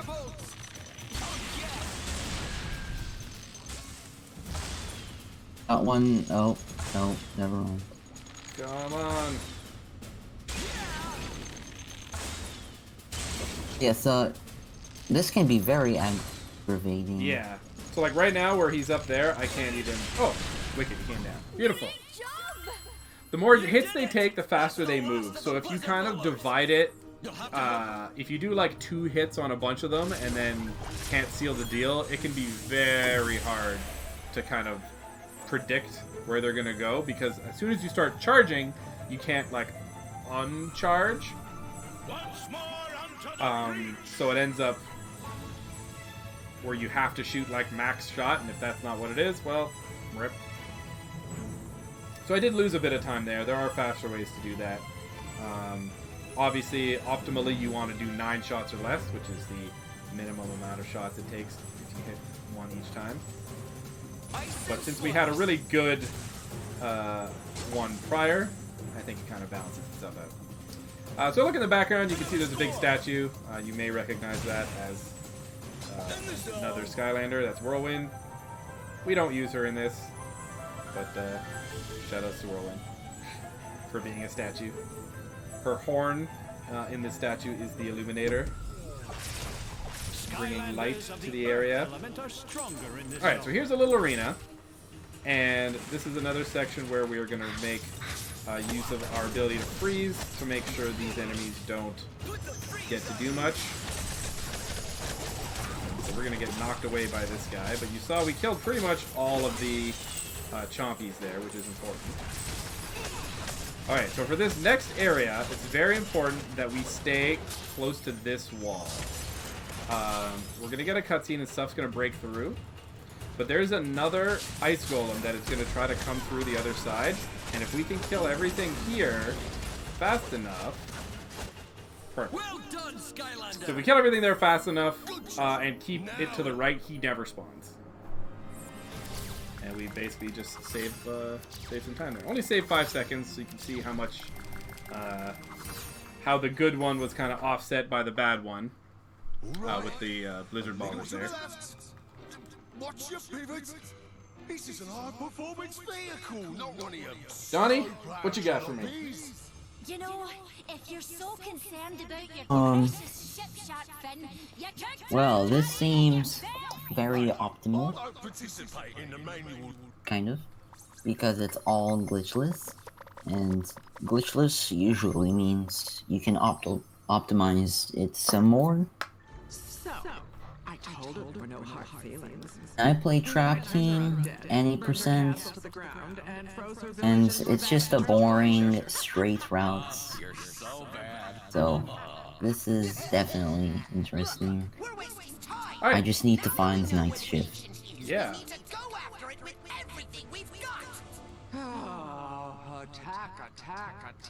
So we know where the Frost Hound is now, which is the next elemental, and we are going to rescue it. Alright, so coming up, we have our another new Skylander. You can do the entire game on its own and get a competitive time with just either Freeze Shift, who we've been playing as mostly, or this guy here. This is Magna Shift. Ooh la la. And he's normally red, but we're playing with his variant because he's got racing stripes. Other night? Yeah, both Freeze and Magna have fact? nitros. I give a fun fact. Yeah. So it doesn't matter if you have Washbuckler and Magna Charge, or if you have Freeze Blade or Spy Rise. Big brain. You can have one pair or the other, and you will still unlock the same amounts of things. Yes. Except for the characters' abilities. Yes. Alright, so this section is us just going from town to town, lighting their lighthouse, and then doing a little lock puzzle on the way out. There's a couple significant time saves here. First one is this. Focus. Perfect. You have to... The little bit of lag when you're switching characters can make it so you can't switch fast enough to make them connect in the middle there. Do not lose hope, Portal Master. We can actually gain control during this camera swap, which is kind of cool. And that's going to actually be very important later. We're going to fight these guys while we wait for these ice floats to come over. Ow. Alright. Get a little bit of head start there. Make our way over here. So here we get introduced to our next boss in the form of these hands. Don't worry, the next boss is not Master Hand. Next boss is Mesmerelda, and she's kind of like a puppeteer. So this is her placing things in our way. Is the Swap Force version of Drillex. Yeah, she's the musical boss of this game. And in another run, I would have a donation incentive for play Mesmerelda's theme, or let her do her song. It's actually a pretty cool little song section, but we're not gonna do that. So one of the advantages of Magna Charge is he's got a big, wide AoE shot, and he can pick up enemies like you see here. So for spinners and whatnot, it's another way that you can disable them. Unfortunately, you can't pick up shielded people. So, only the bottoms have abilities that can affect shielded guys. So, for example, Magna Charge's bottom can actually lift up people with shields and pull them out of their shield. But Magna Charge's bottom is smooth, and there's nothing that really compares to the speed we get from the shift bottom. So, unfortunately, we have to just deal with shielded guys as best as we can. Alright, here comes a really huge skip. I'm going to concentrate here. This is some serious time. It's going to be this puzzle, and then... Lovely commentary from the family. So this is, this little puzzle here is just about making cycles. This is not the skip. Serious time is coming up after this. Alright, here we go. Just to preface it, normally you have to ride some ice floats, and I'm going to be trying to skip them with some void bombs. Before it's too late. Skylanders of the water element are stronger in this zone.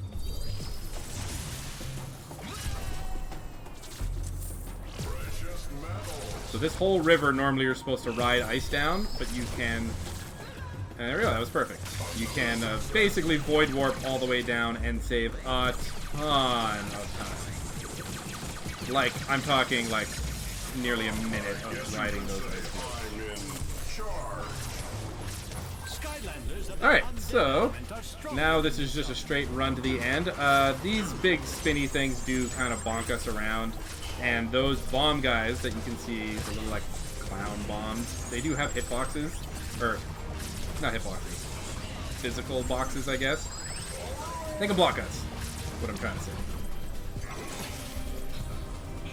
Thing, please. We do have the elemental bonus for this fight. It is undead, so we would have it with shift or magna. But as you can see, the enemy's coming from really wide angles, so having the spread that he has is just really useful. Alright, and that is Frostfest Mountains.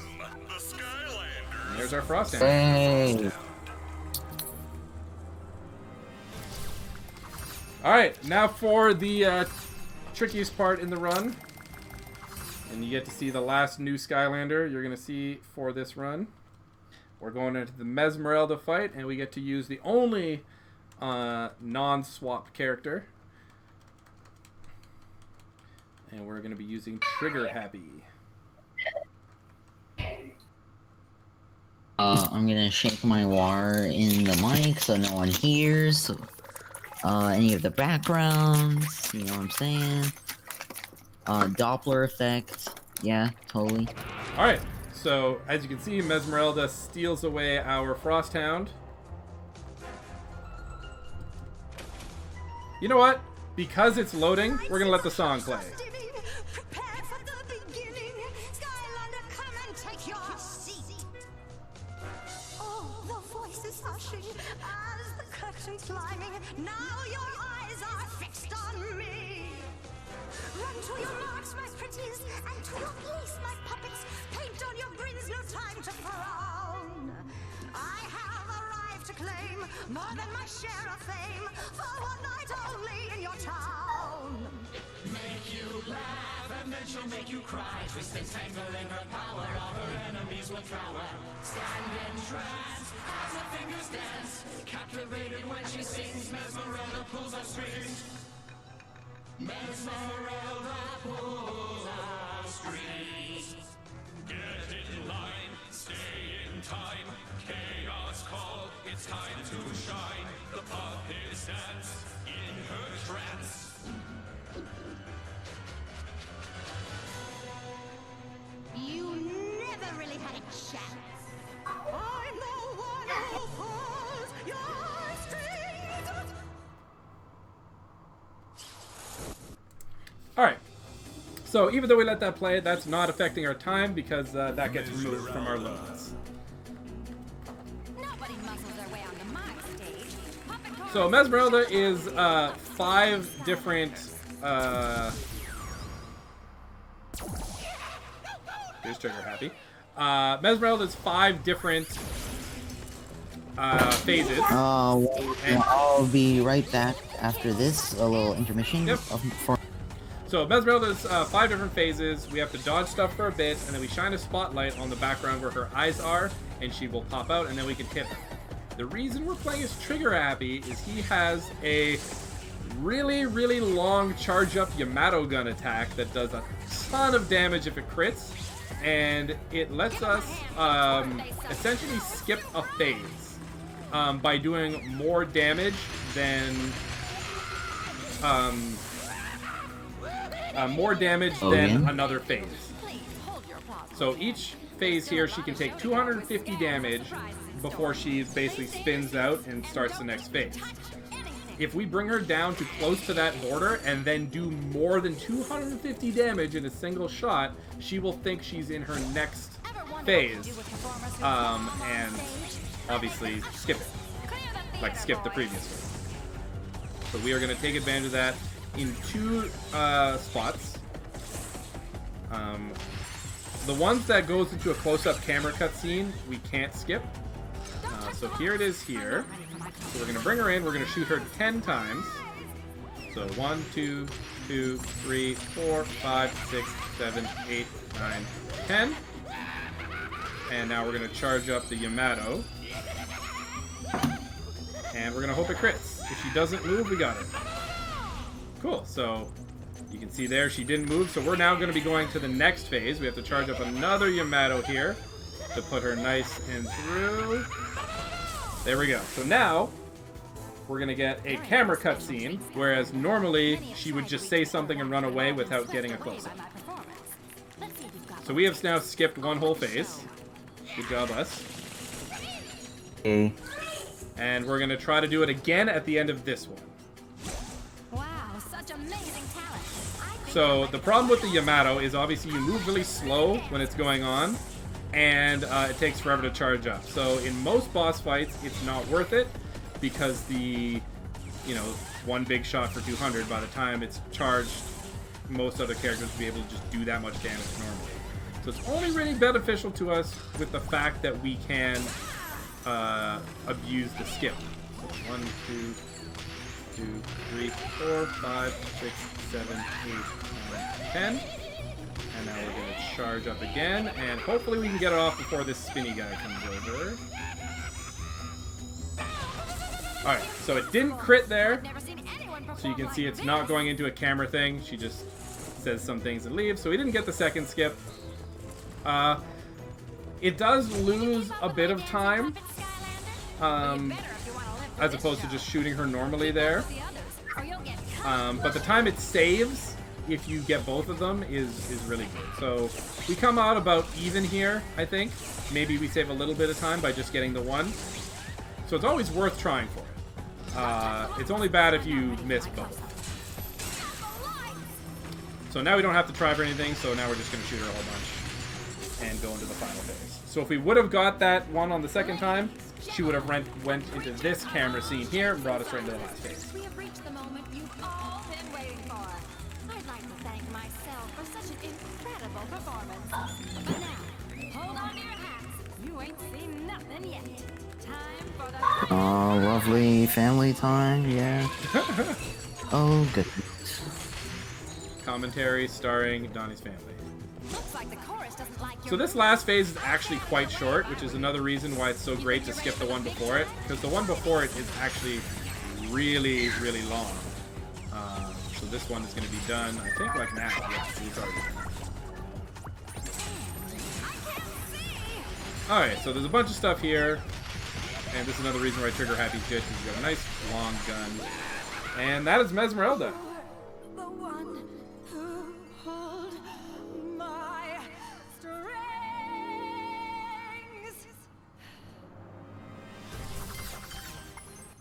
Alright, so we golded that, so it looks like I didn't get any of the skips last time, so that's pretty nice. Alright, so we have 2 levels left and 2 boss fights left. And then we are done. So we are moving into the Phantasm Forest. So, boss fights. So Phantasm Forest, we are going back into Freeze Blade to take advantage of an elemental bonus at the end of this. to prove to me, your glorious leader, that you are not the complete and total failure that I have already. That's a sound. So pay attention. Yeah, me blowing my nose. Yeah, that was pretty Nasal loud. sounds. If you do it again, try to cover up a little bit more. Okay. So here's another text box that we can't skip, even though we're in a completed file for whatever reason. The Skylanders aren't going to let anything happen to that pretty tree lady. So, awkwardly about this, we've just rescued the Ancient Frostfin after playing like 4 levels to find him. But now we're immediately going to go rescue the Forest Spirit in 1 level. So it's kind of a weird change of pace as everything ramps down into the endgame. So notably, about this level, it is about putting out fires using water balloons. And there's a lot of sections where we need to turn on these fire hydrants, and there's enemies around us. So we want to make sure that we can do it as soon as possible, but if an enemy hits us, it will interrupt us winding the fire hydrant. We'll see here. So these chompies exist. We're going to dash forward and leave behind that, what was it called? The little vortex behind us. And that will actually kill some of the other chompies that were popping up in the ground and give us time to open this one. If you were just to attack those 2 chompies while you were spinning the fire hydrant, it would, they would pop out and just hit you a little bit, and then you'd have to do it over. The end of this level has an arena that is essentially gated by a hydrant and a battle zone, but you don't have to fight the enemies if you can get to the hydrant in the middle of the fight. The awkward part about it is that there are so many enemies that it's very hard to get that hydrant. But getting the hydrant stops you from fighting a lot. You'll see as we go. Must be put out before it can spread. So yes, we're fighting evil fire. We've decided to make fire evil. It behaves like normal fire, so I'm not exactly sure what this evil fire is so special for, but it doesn't exactly like move or have sentience. It's just purple.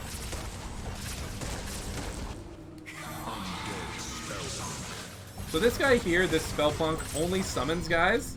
So by having that vortex behind us, we are able to hold back the enemy skeletons that he summons, and the only person actually close enough to us to attack us is that little undead Spellpunk, but like I said, he only summons more guys, so we can just spin that hydrant without worry of being interrupted. Moving forward. I gotta keep remembering that you guys are kind of hearing this about 5 seconds. Oh no, I'm live. Donnie is not. So I can talk right now. For referencing stuff. Okay, so here's another area where we meet these trolls who have rockets that shoot they shoot them and then they turn and they fly them. That's going to be a recurring theme of stuff that can interrupt our hydrants. All these little hydrant skips that I'm doing, where I'm kind of killing opening the hydrant while there's enemies, they are way harder than they look.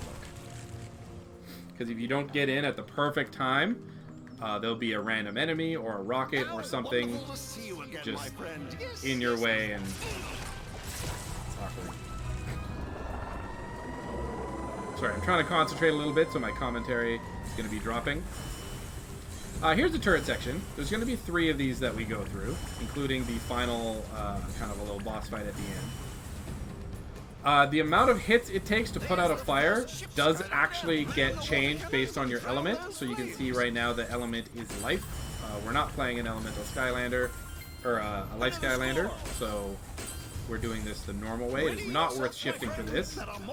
But water is the last one. So we're going to take advantage of our element for the very last one.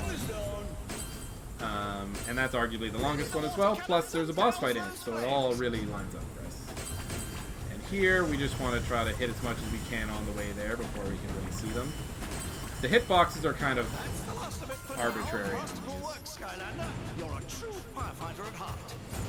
Thankfully, unlike the Trap Team games, all the shooting turret games are very short. I'm sure Donnie can attest to that. He's able to talk right now. Very, very short ones in this game. Alright, so here comes my least favorite Evil Eyes creature, but they're very super cute. These owls. They have this kind of like wall attack that they do. Where they float up into the air and they're basically invulnerable while they're in the air. Here's the one time you're going to see that spinny chakram. You can see I shoot it up top. It kills that one guy up above. Here's another timing sequence where we have to beat a rocket. Don't get hit. So watch the rocket. Oh, looks like it hit the wall. That's good. So that guy on the left there, he shoots a rocket at us. And if we don't move fast enough, it can hit us in the dirt. You can see there how to change direction midway. Alright. Skylanders of the Earth element. So we're coming up into a little arena here. This arena is one of the few arenas where killing the chompies is mandatory. Normally, chompies are not required to be killed. Usually it's just kill the main enemies, and then chompies are just kind of like infinitely spawning in the background. But here, the chompies are required to be killed, so we just want to kind of use... Wow. Auto-target, please. We want to use as many AoE attacks as possible in order to kind of take advantage of our extra damage to get rid of those chompies as we're fighting. There was a giant's chest, and it can only be opened by a certain Skylander type called Giants. Yeah, there's a whole game based off of that name. Yeah, actually, notably in Swap Force, they put a lot of effort into trying to make sure that all the previous games were kind of like encompassed. Like I don't know if I mentioned this, but this is the third game in a series of 6, and after the 4th game, so the 5th and 6th game is when EA really started to, you know, get their DLC money-grubbing hands on it, and it started to be very, how do I put it, more about the money than the game. But Swap Force and Trap Team, despite everything being still very costly, it had some really cool things that you could do where you got a lot of extra value from it. So with Swap Force was all the different combinations you could make. So every toy you bought gave you like that exponentially more combinations. And in Trap Team you have the different traps which lets you catch villains, do that kind of stuff, which is pretty cool. So we're turning on this hydrant here, and there's another little void warp here. We just fall in and... Oh, what? What? Make a fool out of me, why don't you? Normally, it's supposed to put you here. But I guess that's not happening today. Okay, so here we're coming up to a series of hydrants. Of very tricky hydrants. So, get those guys going, and we're hopefully not going to get hit by this troll. Good. We need to make sure that owl is dashing before we go. Okay, and coming up... another hard one. So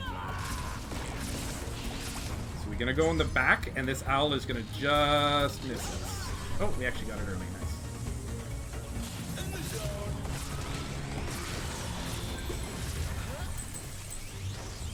So you can see making all these cycles is very important to make sure you're not getting hit by this fire, you're not getting bonked by enemies. Coming up here, I'm going to go for it once. You can...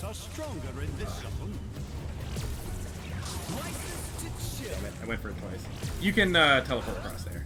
But the enemy doesn't bonk you, but the missile can actually bonk you midair. I didn't actually get bonked by the missile, which was good, but I just didn't make the dash. Okay, so here's the hardest thing. I'll explain it afterwards. Watch everything.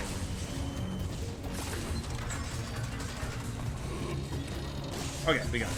So, The golem there has a machine gun. He aims in one spot. We need to bait him to shoot away from us. Then we need to bait the rocket guy to shoot his rocket in a certain way so we can get it out of the way. Sorry? She's nowhere left to go. Donnie, what's up? Put out those fires before chaos can evilize her. Okay, going back to the explanation. Basically, yeah. So we needed to direct those two specific guys to use their attacks away from us, and then take the small period of time where they're doing those attacks to really spin the hydrant. And if you screw that up even a little bit, there's two other golems, there's a whole bunch of enemies, and chompies start spawning, and you have to basically do a whole fight that's a good, like, 20 to 30 second time loss. Especially once the chompies start spawning, there's no way to spin that hydrant again. So it's very, very much a huge time save if you can get that. So here we're fighting Chaos, and in your first time playing the game, it's trying to make it seem like this is the end. I'm going to try for the one cycle here. So, we're just fighting Chaos. Yeah. Just like the trailer said, where we would fight him. Oh, which trailer was that, actually? I forgot. So this is the last elemental. This is, Chaos's big last-ditch attack. He's coming at you in his ship. It's trying to make you feel like this is the end, but you can tell, I don't know if you're watching this, it doesn't seem as climactic as it should be. Okay, so here, I can save 10 seconds if I can do this in 1 second. This is where the elemental bonus comes in. I need to put out all his flames on the back of his jet here. Oh, and I missed it.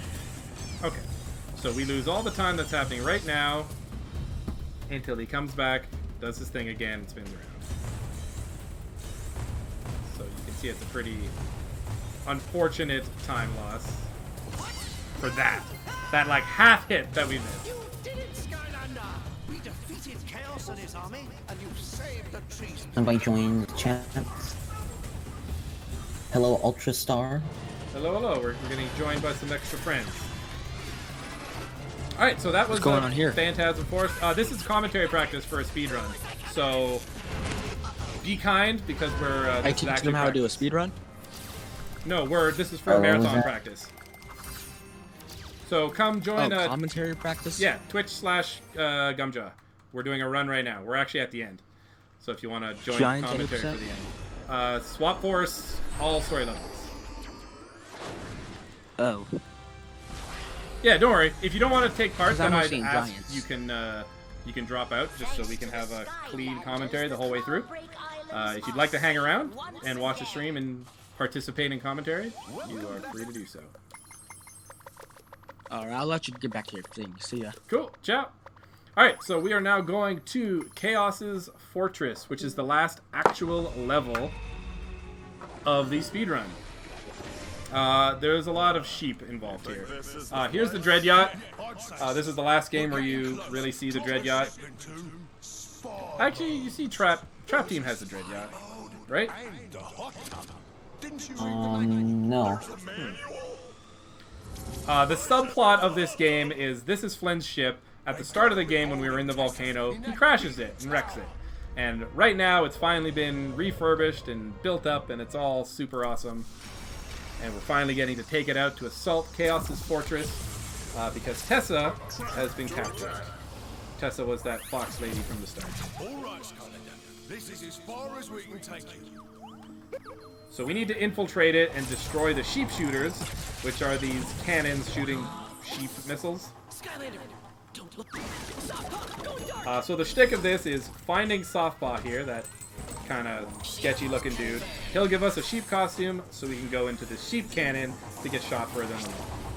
Very, very contrived plot. And as you notice, we are playing Magna Charge, or Magna Shift, sorry, specifically to take advantage of his elemental bonus for the last arena in the area. Chompy paste pedal. Chompy face pedal. Ugh. We're now inside this soft pop going dark. Oops. There are a number of lock puzzles we're going to have to do in this. 3 in total, so we're going to see 3 more locks. And they are not the hardest, but they can lose a whole bunch of time if you're not, if you miss a cycle or do something. So this here, we can go through the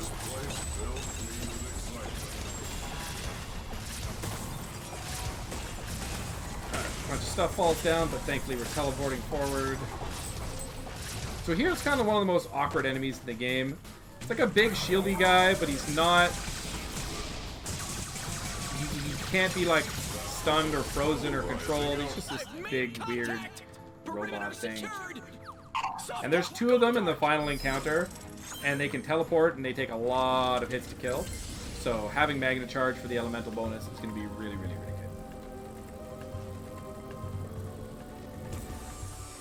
Alright, so here's the, Skylander, over. Not a shame. Interesting. Of course, I've never seen any of this level, so this is all an experience. So in this area, we have to dodge these little scanny guys. And if they see us when we're not a sheep, they will say not a sheep and pull us away.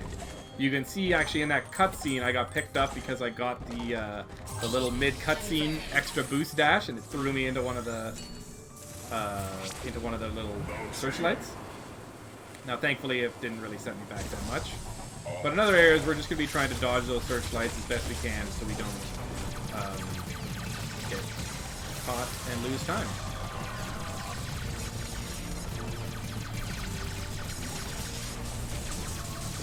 This guy here.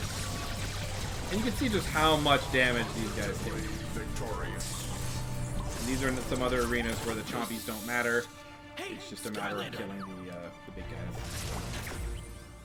Alright, spark lock number 1. So if we hold up here right off the bat, we get the perfect cycle to do this optimally. We don't have to worry about trying to take advantage of those fans or worry about cycles. And if you were to miss that fan, you actually go like all the way around, and you have to wait for them to get back, and it sucks. So here we are, we planted a bomb on the first sheep shooter, blowed it up by doing the puzzle, and we're moving into the next area. Skylanders of the air element are stronger in this zone.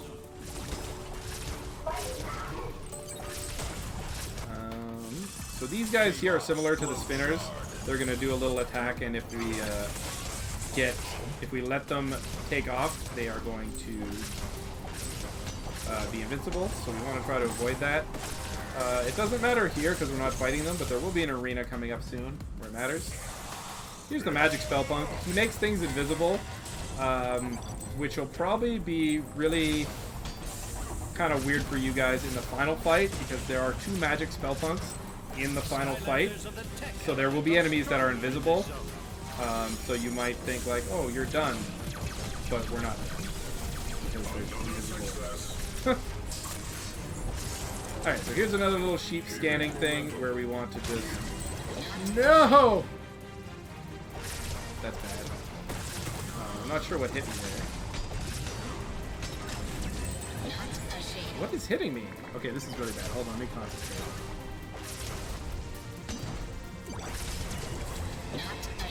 What? I'm getting knockback here, and it's really awkward because I should just be able to walk right through there. Alright, that was a huge time loss. Bad. Alright, so we're a sheep, again. Guess we'll take this time loss for what it is, and move on to our next section.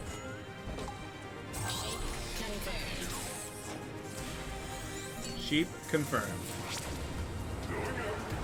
Alright, so now you can see we have the tech element bonus, and that's going to carry through right to the end of the level, and it's going to make a lot of our actions much easier, a lot of our fighting. We're going to get a ton of bonus damage, and just rip through everything. So you can see here, it's pretty much just shoot a couple shots in the necessary direction, and off. Here's our second puzzle. This one is free. It's supposed to make you think you need to like go around and do this weird contraption, but you can literally just snag in here as you're going, and it's done. Problem solver achievement.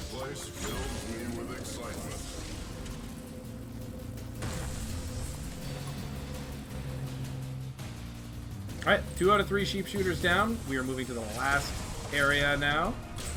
So this is just going to be kind of a little bit of a gauntlet run into a boss arena. Gauntlet arena, what do you want to call it? There's an invisible big guy right there. You can't see him because he starts visible. Alright, so here's another one of those sections where you have these guys here who kind of, they spawn too far in the wrong direction. You can't really...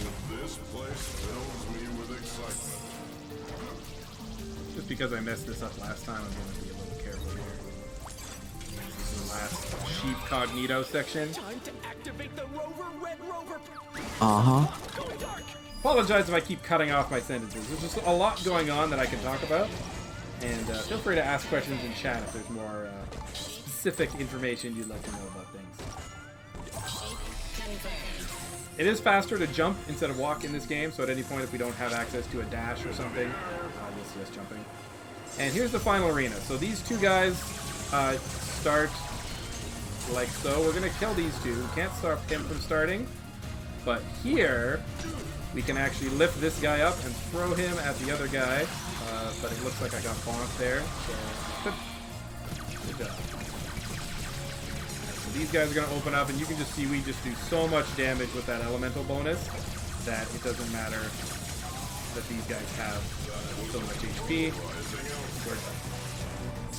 And we don't care about the jump. Alright, and this is the end of the last level. It ends with this. This is a pretty trivial block puzzle. You just kind of go in the motions. Like so, and you're done. You just kind of... It just kind of works out. You don't need to worry about, like, timing anything fancy. And with that, we have blown up our last sheep shooter and are heading into the end of the game. There are 2 boss fights left, and then we're done.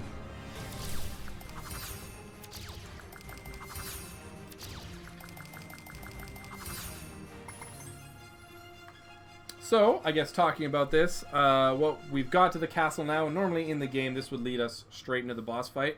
But because the boss fights are segmented in all story levels, we just have to go back to the level select menu one more time. And we're going to be seeing our only use of items in this game. Although they're not actually going to do anything, we're using them for a secondary purpose. Alright, so this is Motherly Mayhem. We are going to be fighting Chaos's mom. Hello there, dearie. I've been expecting you. Oh, don't worry about your friend. My pet will keep her entertained while we have our little chat.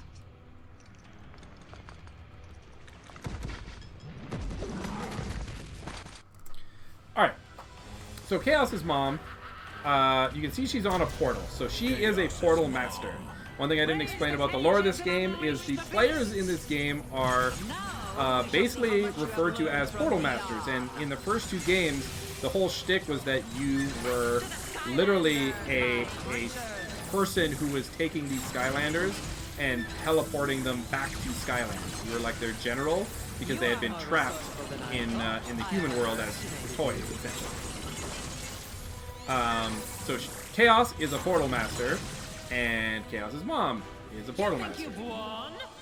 So here, she actually hides in the toy world, and we're actually going to go to the portal screen How did you find me in here? to get her to come out, which is kind of a really neat gimmick. The first time you get here in the game, it is very confusing because her portal just sits there and she laughs at you, and you're like, what am I supposed to do? And you only figure out what's supposed to happen after... Very clever, but I am after done you go like, toying with should I you change here. my character? And then you see her. So the way we take advantage of the items there is normally you would have to like change your character to go to the portal screen, and that is what would prompt her to show up. But the portal screen also shows up if you put on an item. So taking advantage of these guys. So taking advantage of that little aspect of the game, we can throw an item on for half a second, just long enough to go to the portal screen, like so, and we don't have to watch our character getting resummoned after she leaves this area. Because if we removed our character, you would see their whole resummon animation, where we get the elements and they say their tagline. Other than that, this fight is just fight a couple arenas and then do the portal. It looks like I might have misjudged my poor Chaos. Gauntlet You're here. far more troublesome than I ever imagined. But even you will fall before my And as you can see, compared to like Trap Team and some of the other games, the enemy gauntlets here are very, very short and not anywhere near as long as some of the other games. Like, your bosses take damage fast. Just the whole thing goes nice and fast. It's not a slog, which is very enjoyable. Unless it's Dreamcatcher's boss fights. Alright, so we're going to throw the dynamite at him. And you'll notice here, because we can do so much damage with our potential for crits and our triple shots, that he's actually, he'll be way far ahead of his damage curve where he's supposed to be. We can't do enough to like skip a cycle, but you'll see at one point we will actually get to skip an animation of him going back to the top. He will just literally disappear and reappear at the top. All those guys that he was throwing were spinners, so it's very important that we kill them, and that's why we're using Magna Charge here, or Magna Shift, because as soon as they start spinning, we lose time. So watch here, we're going to do a bunch of damage, and then he's just going to teleport. Oh, no, he didn't teleport. No, you won't defeat me in my own castle. But you can see he has like no health left, so this last bomb will actually kill him up there rather than making him fall all the way down here. And then you'll see him just disappear as well, because the script doesn't have anything for him there. Bombs, and he just fades away.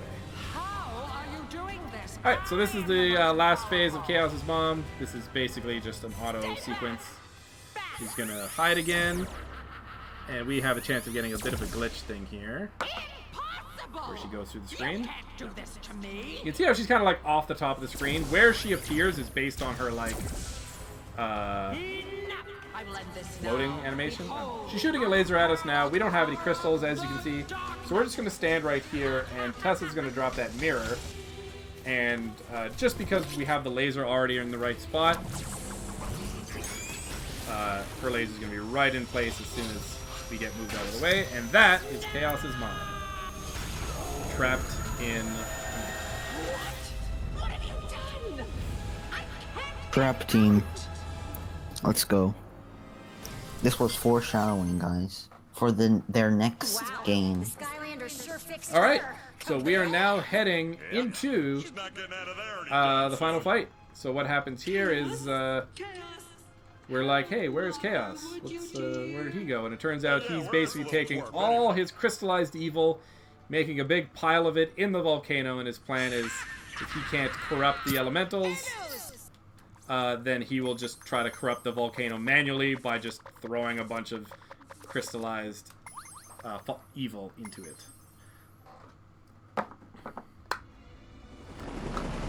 But it blows up and turns him super giant and super evil. So this is actually a really cool final boss fight. It's probably one of my favorite Chaos final bosses. It's not a slog, it's very creative. And we're going to be playing it as Blast Shift, because like I mentioned earlier, he can do a lot of DPS in a wide area. And we're going to need that for fighting this big boy here. So the first phase, Chaos is going to be stomping us with his feet, and we need to break off his evil toenails. So having access to high AoE damage is very important here.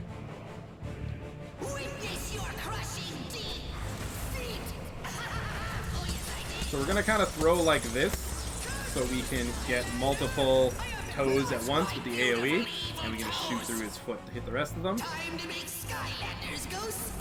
You have a very tight window here in order to properly get all these. Hopefully, yes. Okay. That's phase 1. Now, he eats us. Time for a late night Skylander snack. Delicious. Yeah, so somehow we're not dead. We're just in his mouth, which is like really huge compared to everything. And we were going to throw a whole lot of bombs here to try to do as much damage as we can to his, I don't know, evil plaque. We should, with super optimal placement, we can 2-cycle this. So we're going to try here as hard as we can. I don't think we have it. If we're really good, we can literally kill everything else. Come on, come on, come on, come on, come on. No. Okay, this is still really good. 3-cycle is the normal. As you can see, we're just a little bit off. And this Bombs section going here... down his throat. Yeah. Sorry. You go. So as you can see here, it would be... the AoE on the bombs is really why he's good here. Because saving that cycle is huge. So now we're in Chaos's brain. And he's going to send some evil creations at us. As I was saying before, those bombs probably gave Chaos a little spicy surprise down his throat. Yes. So here's Glumshanks. He summons Glumshanks to attack us. Oh, spicy thoughts. That's what she said. Yeah. So Glumshanks does nothing. Just realized how I said that was really inappropriate. Yes. Alright, so now we fight some things. The important thing about here is that between each different section, he's talking while we're fighting. And if we can kill all the enemies before he finishes talking, like right now, it'll skip a bit of dialogue.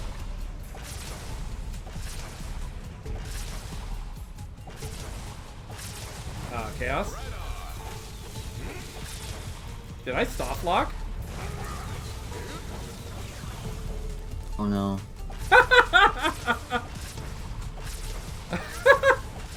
we killed it too fast and we broke the code. Alright, that's hilarious. Let's go. Alright, let me, How much time lost would this be? We're losing, Just we're losing everything. If this doesn't bring it back, we're losing everything.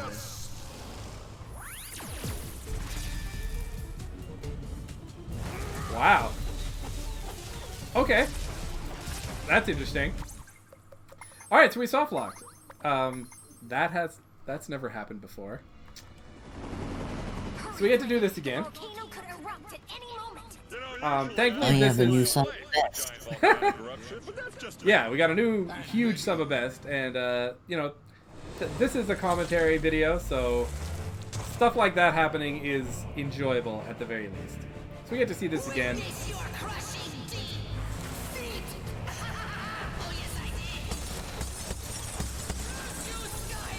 How much fungi is on those toes? Evilized fungi.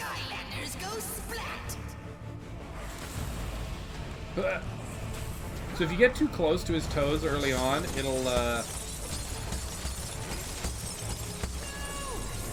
if you get too close to his foot on the second stomp, it'll actually send you flying back and make it so you can't get that cycle.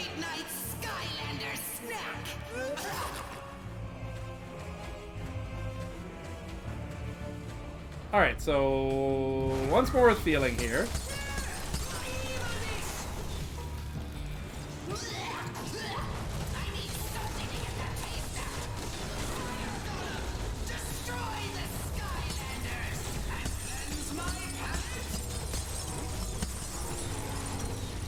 See, the fact that that one tooth on the left there is still there means we're not going to be able to get through this.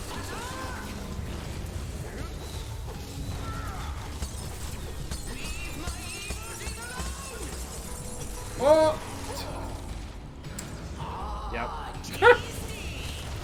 Yep. Oh, dang. I just saw it.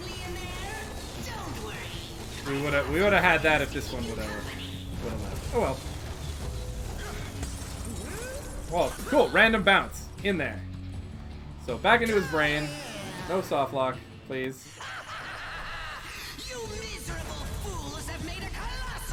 Right into the earwax. Evilized earwax. So at least now I can show you, I guess. So when Glumshanks comes down, he's actually completely immune. There's a couple things that can like do some damage to him, but as far as I know, there's no way to like kill him.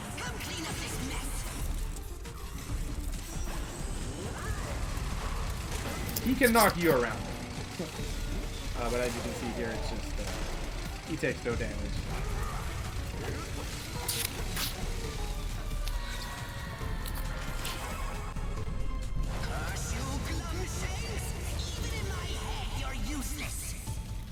Alright, so let's try this again.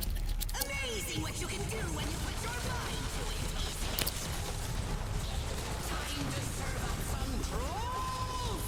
to it. Time to serve up some trolls. Alright, so this is what should have happened. We get these crystals that come down, and we beat them up, and then we carry.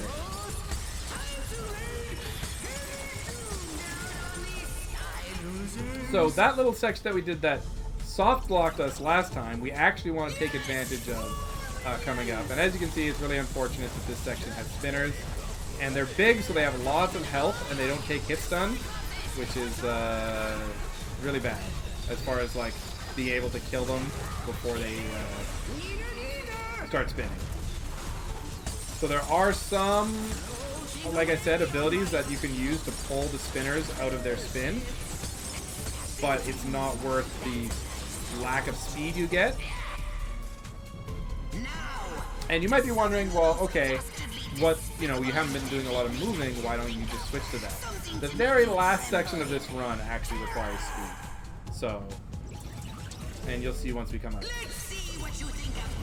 So this In the is cycle skip, if I'm correct? So this is Chaos's most dastardly creation that he can think of.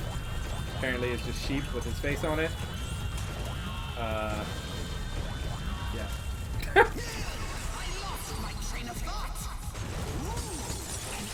Alright, so we're going to beat these up, and we're going to go into the final home stretch, which is literally just a run to a giant laser cannon that happens to be in the arena. Yeah, so you can see on our time now, we're a minute over. That's unfortunate. What is this contraption? You can't stop evil! Alright, so the objective here is run to the cannon. Chaos is going to shoot a giant laser at us, and that's not good. Oops. So if you're good, there you go. Shift, because it's a teleport, you can actually move through it if you time it properly. It has a pretty big hitbox. Let me try one more time here. There we go. So missing that and getting hit, it sends you back like half of one of these like section platforms. It's big. Anyway, time's coming up. When the screen comes up, we just shoot them right in the face with ourselves.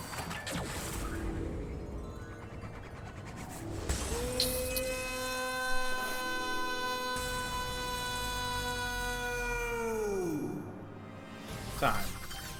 Alright, and that, my friends, is Skylanders Swap Force all story levels. For anyone who's aware, here's your boom. Of course they did. Boom. Yeah. We also have an ultimate boom coming up later on, so I'm going to let this play while I thank Donnie for coming out and doing some commentary with me. Thank you very much. Thank you. How did I do? You did good. You did really good. I'm confident that you'll do good in the actual marathon. As long as your family doesn't make any guest appearances. But you handled that well, and it was good. So, like, as long as, if they want to show up and we can mute you for a bit, more power to you. So here's the little joke gimmick of this. The volcano was what created the swap force in the first place. So you can now see here that Chaos and Glumshanks have been swapped. Wait a minute, Glumshanks. What So are we doing another practice anytime soon? I don't know. I prefer not to have it on the weekends if you would like a quiet stream without any family guest appearances. It's all good. I usually work the weekends, so. Oh. So it all works has out. to be week. Yeah, so it'll work out. It'll be something probably like this. Should we? Anyway, so thank If you there's enough time. to whoever is hosting. This is my obligatory ending. We're not done yet. This is still part of the script, Donnie. We gotta, because I'm trying to lead up to this boom. We're gonna end after the boom. Okay. Yeah, so if you want to get into Skylanders Swap Force, we're going to have a Discord link probably somewhere. I'll post it in chat. Just look up Skylanders on speedrun.com, and you will find every different page has the same Discord link. We have a joint Skylanders speedrunning community. Because all the toys are backwards compatible, it's a really good game to kind of get your money's worth out of those toys. They are expensive, pretty expensive compared to games that don't have extra peripherals. So speedrunning this game is a really great way to get yourself. Anyway, if you're a Skylanders fan, you know that Flynn likes to do his little boom. So join me together doing the ultimate boom at the end of this. Make some room. Here it comes. Ultimate boom. I hope you boomed at home. Anyway, that's Skylanders Swap Force. Thank you guys very much for enjoying it. And if you enjoyed this commentary and want to see it live at No Glitches Allowed, please tune in on Sunday. I think it's February 16th, if I'm correct. And February 16th at 3:30 Eastern Standard Time. Me and Donnie will be there doing this run live, and you can donate to the charity that they're hosting there, which I believe is an animal shelter in their area. So hope to see you guys there. If you're watching the stream right now, drop a follow. If you have a Twitch Prime sub, why not drop it to me? You get some access to a bunch of silly emotes, and you can just support me because that's cool. Anyway, that's it. End of commentary practice.